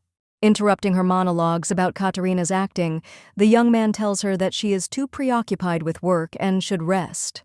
Feeling the bodyguard's cold hand on her forehead, Melena realizes that she didn't even notice how her temperature had risen. Trying to fight off sleep, she gets up and asks Lopez why his mood had changed so much earlier when he found out that the invitation was from Lopez. He admits that he thought the sender was some man who was trying to flirt and court her. The main character is shocked by this train of thought. Lopez is older than her father, but she is glad that Lopez told her about it. Such meetings could give rise to bad rumors. The bodyguard suddenly asks the lady if she wants to get married again. The girl is confused by this question, but believes that the guy asked it from the point of view of a hired worker. Marriage can make adjustments to the plans of her subordinates. Shyly coughing into her fist, Melena replies that right now she is primarily concerned about the theater, not her personal life, so he shouldn't worry. In response, Lopez remains silent, his face darkening. The Countess asks what happened, but he replies that everything is fine. Meanwhile, Lopez's fist clenches. People have gathered at the Balthus Theater. The poster for the upcoming performance has finally appeared. Among the interested people is Duke Cridwell himself. He looks at the poster appraisingly and comes to the conclusion that the theater is trying so hard to distinguish itself from his own that they have hung up a half-finished poster, which for some reason does not indicate the plot. He smiles smugly at the artist's skill, but believes that the minimalist style will put off potential viewers. Behind him, he hears a dialogue between a little girl and her mother. The child is interested in why the main character has a long nose and wants to attend the production. Oscar looks at them, not hiding his irritation. He considers it a coincidence that such a poster could interest them. Even if someone likes the production, most people are guided by the opinion of the press and critics, who are all under the Duke of Cridwell. Indeed, the media is only writing about the Cridwell Bolshoi Theater. Its new production of The Dear Lady is scheduled for the same date as Pinocchio. This fact particularly angers Katarina. The actress points out that the newspaper says that Countess Balthus has no taste, judging by the poster. Melena just sighs. Her ex-husband's unethical behavior is no surprise to her. The mean behavior does not surprise the main character. She crumples the newspaper and throws it in the trash, asking Katarina to return to rehearsal. Meanwhile, Oscar, having dinner at Lucazi, does not understand why Melena has not yet come running to his feet in frustration. But he has another ace up his sleeve. Addressing the other club patrons from the balcony, the Duke asks if they have received an invitation to the Balthus Theater. Everyone as one grins and replies to Cridwell that they declined her invitation to the premiere for various reasons. A month later, the day of the premiere arrives. Oscar, dressed to the nines, carries a bouquet of flowers in his hands. It was in this outfit that he once won the heart of silly Melena. The girl will probably be beside herself with anger when no one comes to her theater except Oscar. The bouquet of flowers he gives her will definitely drive her crazy. But upon entering the auditorium, the Duke was shocked to discover that many seats were occupied. Looking closely, he realizes that the audience consists mainly of children accompanied by their governesses and nannies. Their parents probably preferred to go to the Bolshoi Theater. The man smirks. The Countess is counting on the wrong audience. Children are insolvent and have no taste, and they are unlikely to sit still for more than 10 minutes. Soon, Melena appears, accompanied by her bodyguard. Without hiding his contempt, Oscar literally shoves a bouquet of flowers into her hand. The girl remains calm and composed. Looking at the assembled audience, she hopes that their theaters will be able to coexist in harmony. Ignoring Oscar's attack on her, the main character asks Lopez to find her ticket. She hands the envelope with the ticket to her ex-husband. Since he came all this way, let him do them the honor of seeing the performance itself. Sitting down in his seat, the man with a glass in his hand looks disapprovingly at the assembled children. The little spectators are noisy, and the actors probably won't even be able to act in such an environment. Soon the stage lights up and the announcer's voice is heard, in which Oscar recognizes Katarina. Taking the opera glasses in his hands, the Duke looks attentively at the stage. He is amazed when Anthony, whom he had kicked out of the Bolshoi Theater earlier, appears next to the log. And in principle, for him this is nonsense. It seems that the main characters are some old man and a wooden log. As Melena had promised, the play came to an end after an hour and a half. The actors came out on stage to take a bow to the applause of the children. Although the Duke thought the play was not bad, the plot seemed too simple and childish to him. And then it finally dawns on him that his ex-wife deliberately staged the play for children. Moreover, throughout the entire performance, the children sat quietly and watched what was happening attentively. Oscar clutches his head, not understanding how Melena came up with this idea. The man reassures himself that perhaps it was just a coincidence, and she was lucky. The children are delighted and ask to be brought to the show again, to the surprise of their nannies. One of them promises to talk to his parents about it. The governesses who watched the play with their children shared their impressions with each other. Taking a child to the theater is much more exciting than reading them books at night. On his way out of the auditorium, Oscar sees a theater employee handing out stamp paper to the audience. For repeat viewings, they will receive a stamp and a discount on their ticket. The Duke understands that his ex-wife has come up with a marketing strategy for a target audience, since children are more likely than other age groups to watch performances several times. At the theater, to his great surprise, the man runs into Lopez. Greeting Oscar, he tells him that he has received an invitation from Countess Balthus. Duke Creedwell is quick to point out that he, too, sent Lopez an invitation. The interlocutor does not deny this and says that if it were up to him, he would attend both premieres. But in the end, his decision was influenced by the fact that an old friend of his was making his debut at the Balthus Theater, and he couldn't miss it. This news knocks Oscar off his feet. If only he knew that Anthony Brogo was Lopez's childhood friend, he would never have fired him. The man tries to appease the head of the Lucazi Club by asking for criticism of his performance, but the latter abruptly bids him farewell and leaves to get his coupon. He intends to attend the performance again. Left alone, an angry Oscar asks the girl distributing leaflets to immediately take him to Melena. Having learned that she is with the actors in the rehearsal room, the man goes straight there. At the door of the room with the lady, Losha is guarding. Duke Creedwell demands to be let in immediately, but the bodyguard calmly but confidently refuses him, a personal order from Melena. The man was about to start a scandal, but he noticed two reporters in the corridor with him. The publisher of their newspaper decided to split the journalists into two teams so that they could attend both premieres. Deciding not to lose his composure in front of unnecessary witnesses, Oscar leaves empty-handed. As soon as the Duke disappears from sight, Loshi informs the Countess that reporters have come to see her. The girl who appeared in the doorway apologizes. Since today was only a preview, she promises that she will be able to answer all their questions after the official premiere. The journalists also leave without the desired interview. Left alone, the main character thanks Loshi for driving away her possessed ex-husband. And anyway, he started visiting her often. They had already broken up and were nothing to each other. Melena doesn't run after Serena like Oscar does after her.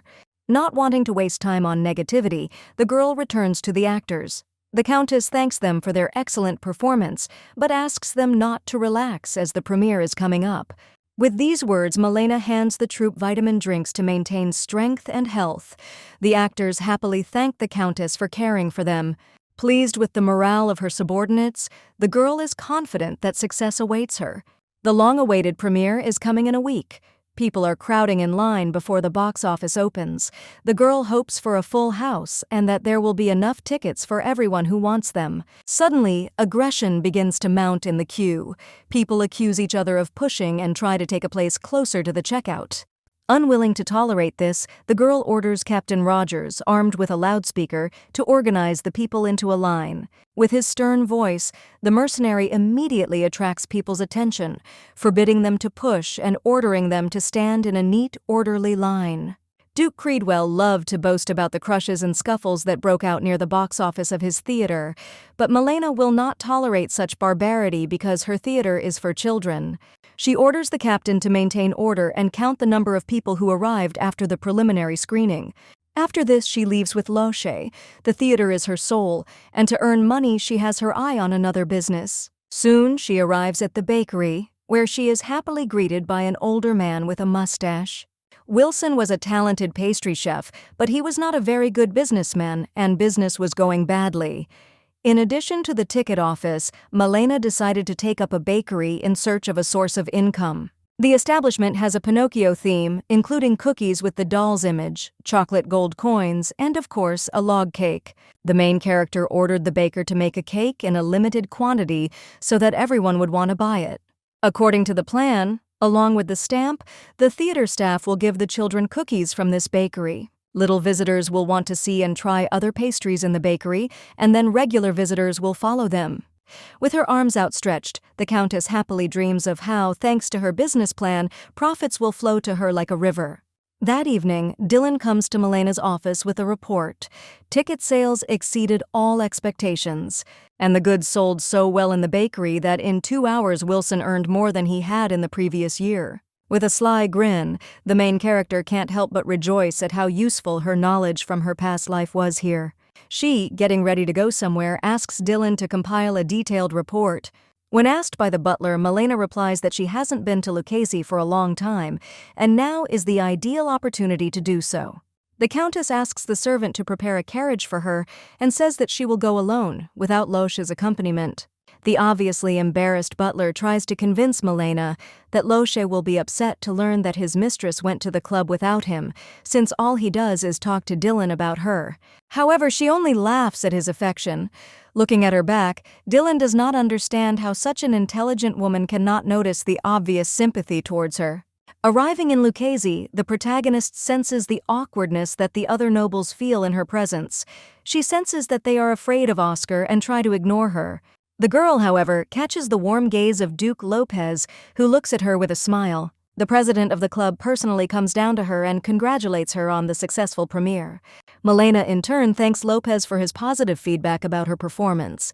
One of the aristocrats in the club shyly approaches the main character, congratulating her on the successful premiere and shaking Countess Balthus's hand. Melena would like to get to know her better, but Duke Lopez invites the girl to the balcony to talk alone, a great honor for anyone. While she rises after the president, the rest of the aristocrats look at her back and whisper that Melena is really a close friend of Lopez. Once at the top, the girl sits down at the table with the man. She can't stop thinking about how the other aristocrats are fearfully avoiding her. From the balcony above, there is a wonderful view of the club. All visitors are visible at a glance, including Duke Cridwell, who had just arrived at the theater. Melena waves her hand at him sweetly and with a smile from the balcony. Oscar's mood immediately sours upon seeing her. Gritting his teeth, he turns away and pretends not to see her. Lopez says that when Countess Balthus first announced her plan, he had no idea it would succeed, but she made Oscar noticeably nervous. Firstly, because of the idea of clichés, which he himself encountered for the first time, and secondly, because Lopez told him about Anthony. The girl asks the Duke not to apologize for telling his ex-husband the truth, but she herself understands perfectly well that the theater was only an excuse for Lopez to tell Oscar everything he thinks about him. The man pours them champagne and makes a toast to the prosperity of the Balthus Theater. Changing the festive tone to a serious one, President Lucazi continues. Conquering the capital's business is not so easy, especially when competing with the Cridwell Grand Theater. And if something happens to the Balthus Theater, his friend Anthony will lose his job again, so Lopez has a personal interest in Melena's business going well. The Duke turns to the girl and asks her to bury the hatchet and stop competing with Oscar. The girl does not understand what he is talking about. The rivalry between her and her ex-husband was initiated by Cridwell himself, and Melena herself does not plan to wage any wars with him. Sighing, Lopez tells the girl directly that she should merge her business with Oscar's. In a serious tone, he asks the Countess to improve relations with Cridwell. After all, both theaters can coexist. The Cridwell Grand Theater can stage scenes for adults, and the Balthus Theater for children. Finally, he adds that, who knows, maybe working together, the divorced couple will regain their forgotten feelings. Melena realizes that there are still rumors in society that the girl is only pretending to be cold, but in fact she wants to get her husband back. Keeping her calm, the girl agrees with the Duke that perhaps their union would be beneficial from a business point of view for both of them. However, looking at Lopez through the glass of her drink, she reminds him that it was nothing for Oscar to throw Anthony Brogo out of his theater. She asks him how many days his friend needs to forgive Duke Creedwell for his actions. Lopez is confused by such a question, trying to justify himself by saying that he is only worried about his fate. Melena explains that there are many people in her troupe who were betrayed and set up by Oscar, who lost their jobs because of him. By returning to her husband, she would thereby betray her employees, for whom such an act would be tantamount to betrayal. The Duke accepts her point of view but asks her to think about his proposal again. The girl says that she agrees to talk to her ex-husband, but only on one condition. He must bow his head and come to her himself. While Melena explains to Duke Lopez the reason for such a request, she hopes that Oscar is too proud and will not take such a step. And accordingly, this situation will not go beyond a conversation with Lopez. However, 2 days later, to her great horror, she discovers a bouquet of flowers with a letter from her ex. The girl can't believe that he actually stooped so low. The situation is complicated by Lopez appearing behind her, asking what happened. Understanding without words what happened, he asks the girl not to meet with Duke Creedwell. But Melena replies that this is all Lopez is doing and considers the opportunity to meet Oscar a good idea. She reassures her bodyguard that, in fact, she has no reason to refuse to meet her ex-husband, especially since it was the initiative of Duke Lopez. The lady asks Dylan to prepare for the meeting. Sitting down on the sofa, the main character changes the subject and asks if Losha's memory has slowly begun to return. Deep down, the Countess was glad to hear this answer because she thought that the young man would certainly recognize someone while accompanying her. However, she tells him that this is not good because the young man will not be able to recognize enemies if he encounters them. But Loesch is only concerned about the upcoming meeting with Oscar. He asks if the lady is hiding anything from him. She confesses that in Lucazi, Duke Lopez proposed that she marry Oscar Creedwell again to save his business. The young man cannot believe his ears. But he doesn't say anything to her, he just asks her to pet him. Surprised, Melena understands that the young man is suppressing his rage at what he heard. A few days later, Duke Creedwell arrives at his ex-wife's estate in good spirits. Lopez had a hard time convincing Oscar to make the first move, and although in fact the only one who benefits from this deal is Countess Balthus's theater, Oscar believes that if his wife returns to him, everything will return to normal and he will be able to live peacefully again. At the door of the house, he is met by his wife's bodyguard instead of her. With a polite bow, the young man says that he will take the guest to his mistress. The Duke asks the reason why the hostess does not meet him personally. Loesch admits that there is no reason for this. The man changes the subject and asks how long he has known Melena. Without waiting for an answer, he puts his hand on his shoulder and says that Loesch is a good guy and gives him friendly advice not to be so enchanted by this girl. Oscar tells the young man that there are rumors about his ex-wife, that she likes to get physical and hit on the guys she likes. The man asks Loesch to be more vigilant, claiming that Melena is probably using him as a toy in order to make her ex-husband jealous. Seeing his interlocutor's reaction, Oscar smugly rejoices that he has sown doubts in the young man's soul. Soon, both men enter the room where Melena is waiting for them. The girl first thanks Loesch for accompanying her. Only then does she greet Oscar and invite him to sit down. This irritates him. What if the girl is going to keep this guy and make him her lover even after marriage? Nevertheless, forcing a smile, Duke Creedwell greets his ex-wife. The dialogue begins with the fact that the initiator of this meeting was Duke Lopez. The girl responds to Oscar's phrases with a gentle smile. The ex-husband's face turns red. He didn't even remember that Melena was so beautiful. But the girl mentions that the man had previously felt such hostility towards her that he filed for divorce in record time. Embarrassed, Oscar says that it is not worth remembering. In an unusually gentle voice, the man extends his hand to Melena and asks his ex-wife to come home. The girl is disgusted by Oscar's saccharine romantic tone, and she secretly asks him not to say her name like that again. Having collected her thoughts, the Countess answers in a calm tone that Lopez's idea of merging the two theaters is indeed not bad. Wiping the smile off her face, the main character answers her ex-husband, who has already taken out a pen, that despite this, she does not agree either with the resumption of the marriage or with the merger of their business. She is not a fool to return to a despotic husband who did not respect her. The man's face again shows a grimace of anger. He rudely asks Melena how she dares to refuse him, especially if this is the proposal of the Duke of Lopez. The girl says that the head of the Lucazi club does not scare her, so she can go and cry to him if he is not happy with something. The man tries to play the situation to his advantage, hinting that Duke Lopez is her only ally, and therefore it is not the best idea to turn away from him. But Melena continues to smile. She did not even think of Duke Lopez as an ally, because in running her business she relies only on herself. Showing his true colors, Oscar becomes angry and promises to show his ex-wife what will happen if she makes an enemy out of him. Jumping up from his seat, he roughly pushes Loshi aside and leaves. After he leaves, Melena collapses exhausted on the sofa. The bodyguard hurries to find out if everything is okay. Trying to cheer her up and lift her spirits, Loshe takes her hand in his palms and brings it to his cheek. Melena's cheeks blush as she thanks the young man for his support. The main character predicts that Oscar probably rushed first to complain about her to Duke Lopez. But with a sly smile, the Countess confesses to the young man that she had already been to the Duke this morning and told him everything herself. Loesche remembers that the man looked unwell after their morning conversation and asks Melena what she told him. While having breakfast at Lopez's, the main character began to cry theatrically when the conversation turned to remarriage with Oscar. She tells the man, who is worried about such a sharp change in mood, that she still holds great resentment towards her ex-husband in her heart. Handing her a handkerchief, he tries to convince her that she has changed a lot during their separation, and Duke Creedwell will certainly treat her differently. Wiping away her tears, the girl tells Duke Lopez what she hid from everyone. Her husband had a mistress with whom he lived on the side. The shocked man almost drops his cup of tea. He cannot believe what he heard and asks to tell him everything.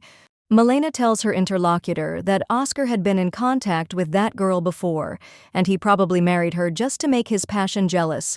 And after the wedding, he continued to visit her, not spending the night at home for several days. Lopez asks why the girl didn't tell her family about it, but she was afraid of shame and lost contact with them after so many years.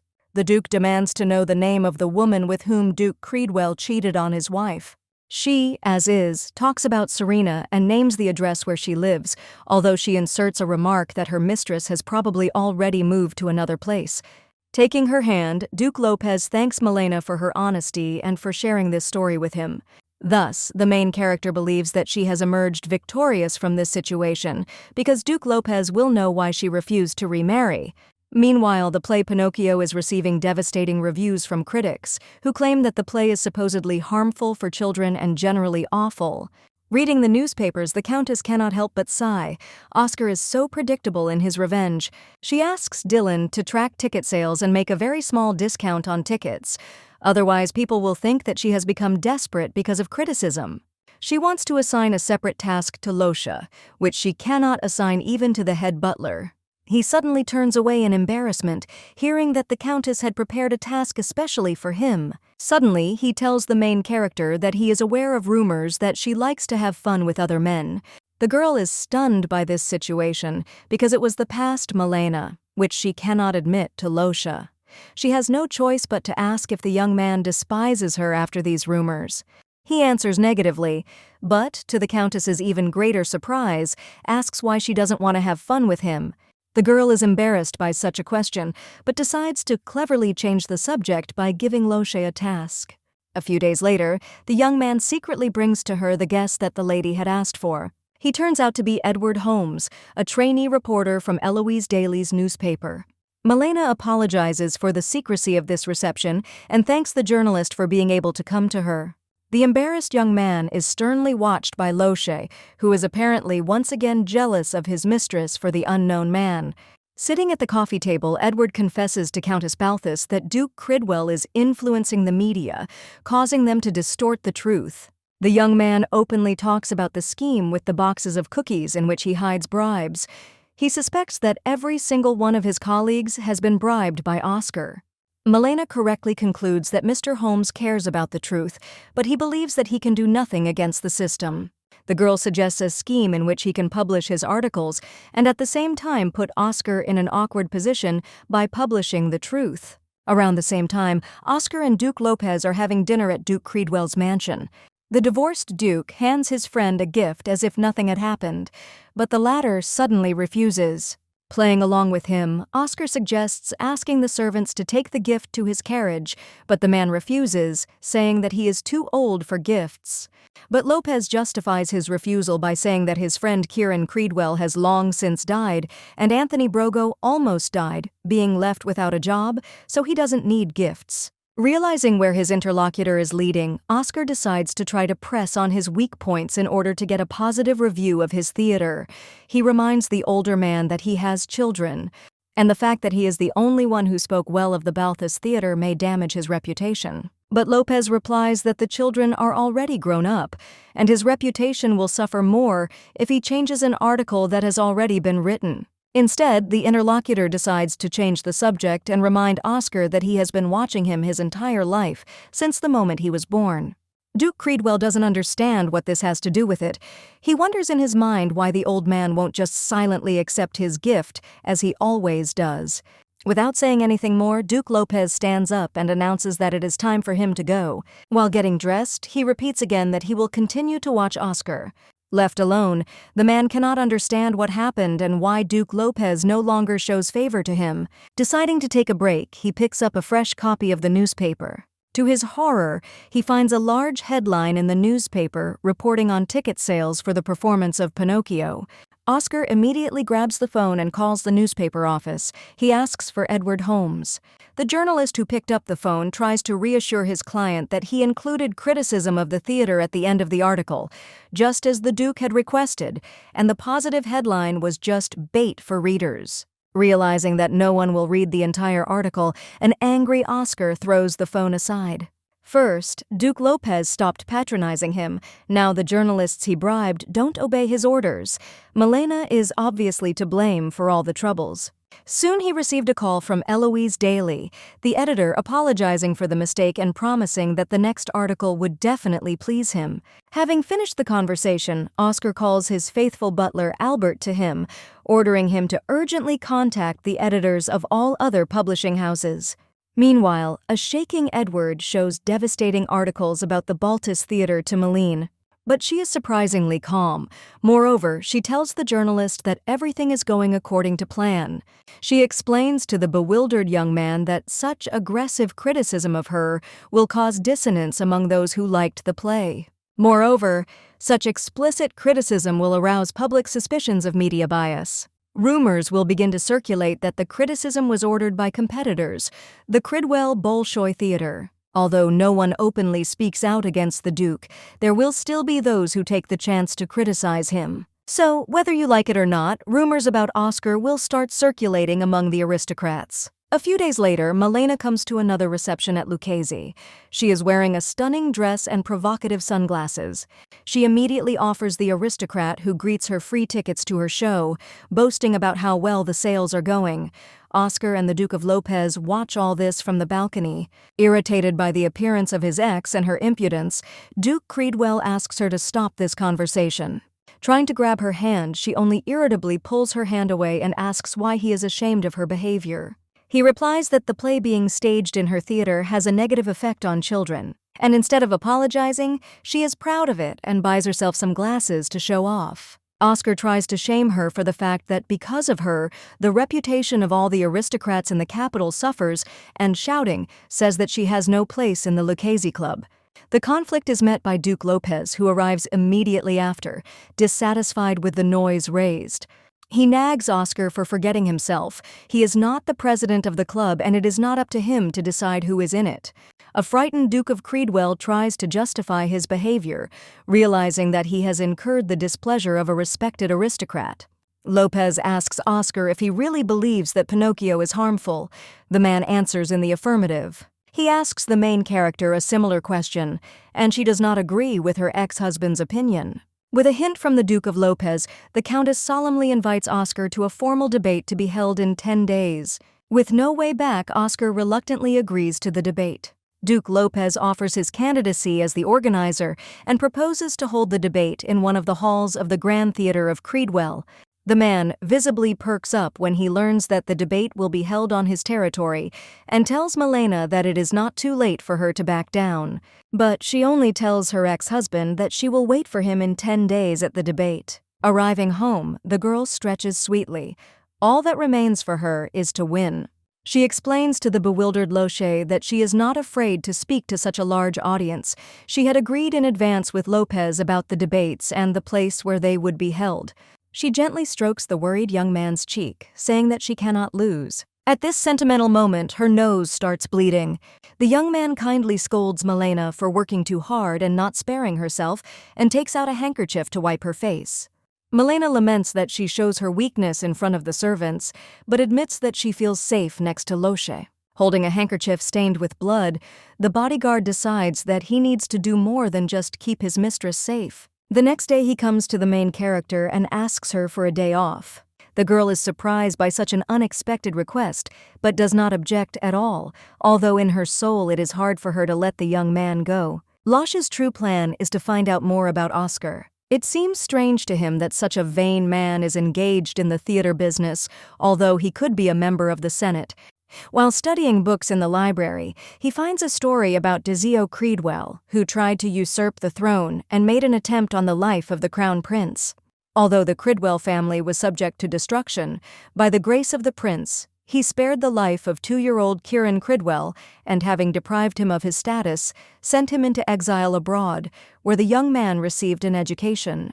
It took a lot for Kieran to prove his good intentions and get the right to return home. Once in the capital, he decided to get involved in the theater business, which everyone looked down on. But something about this story catches Lopez's attention. He rushes back to Melena, confessing that he spent his day off reading books about the Creedwells in the Balthus Library. He tells Melena about his discovery and asks if she likes his plan. The Countess, her face brightening, answers the bodyguard that she is ready to kiss him for such help.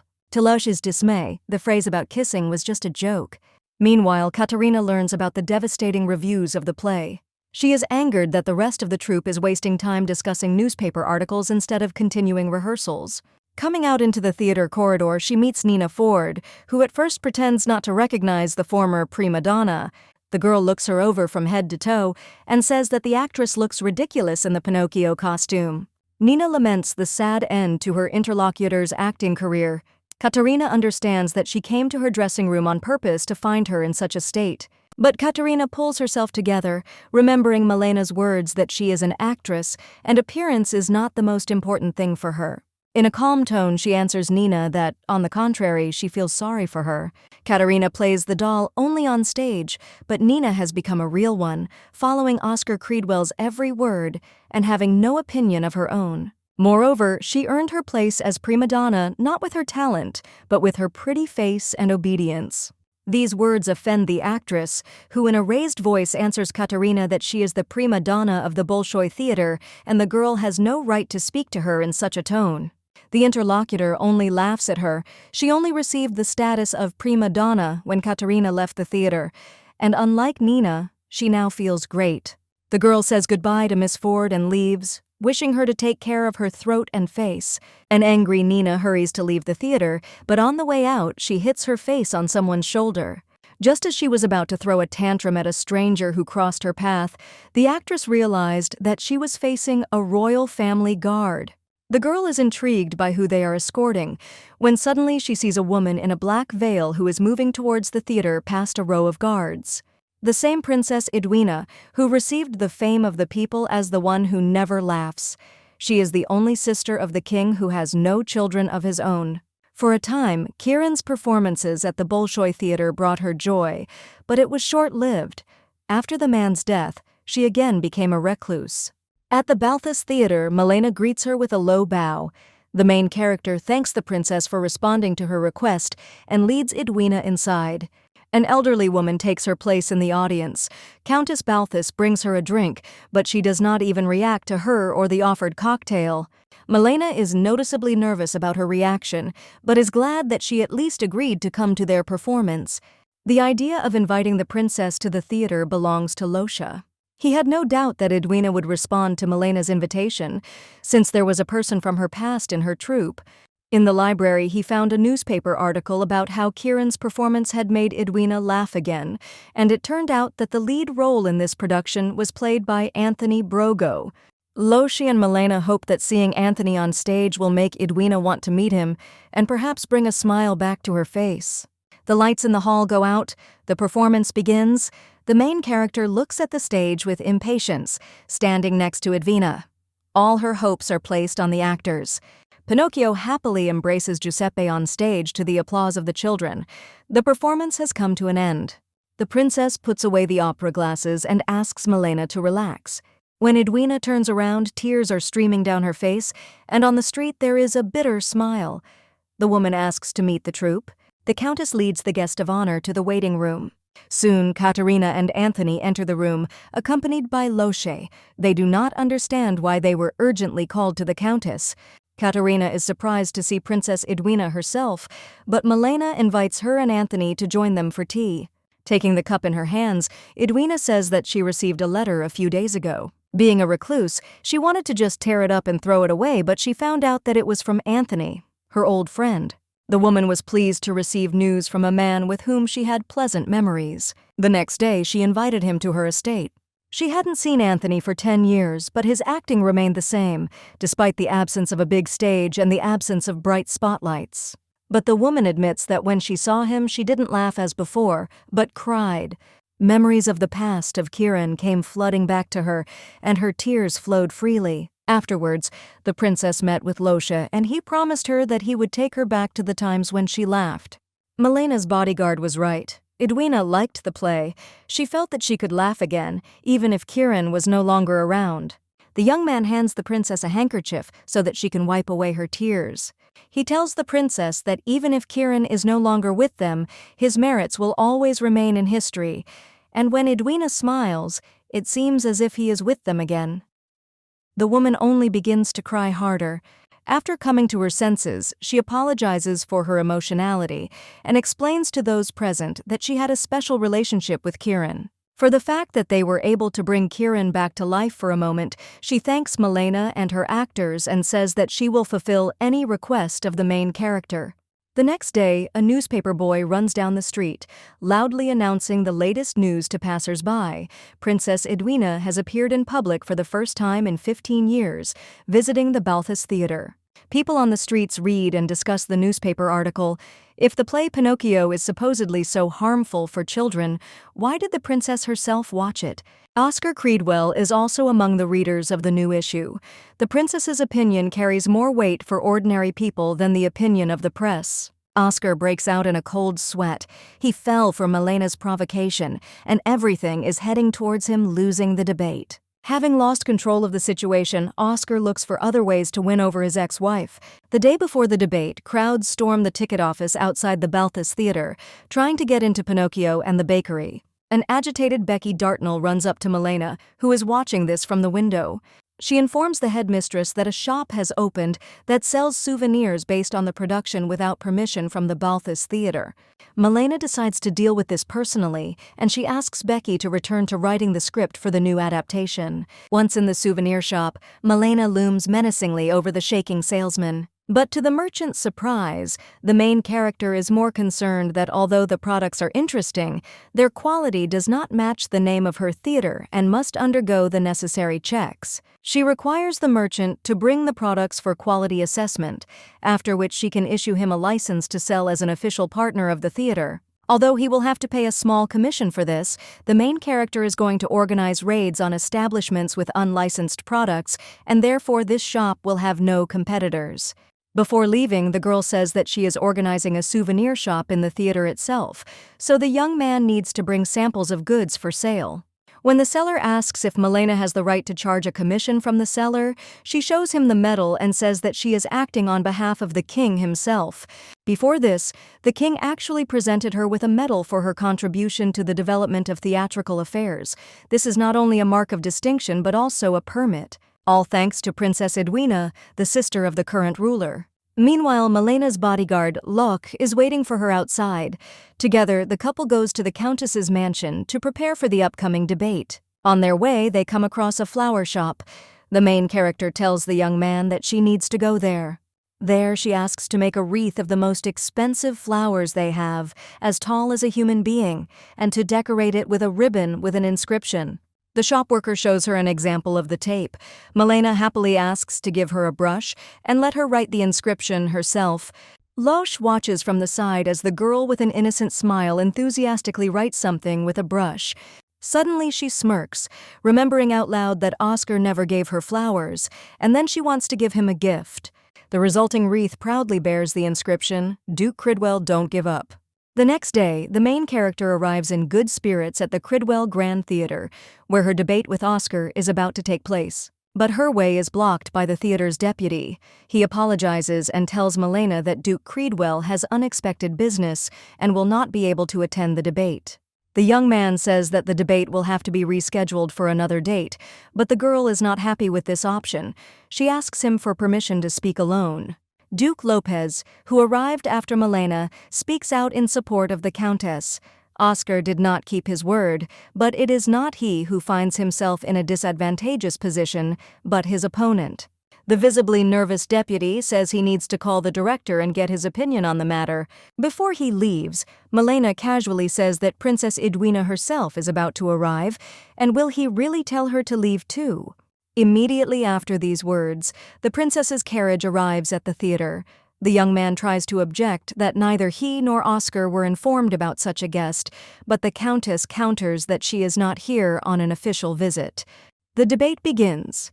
Duke Lopez comes out on stage and informs the audience that Oscar was unable to attend the meeting due to personal circumstances. At the same time, he thanks Princess Edwina for her visit.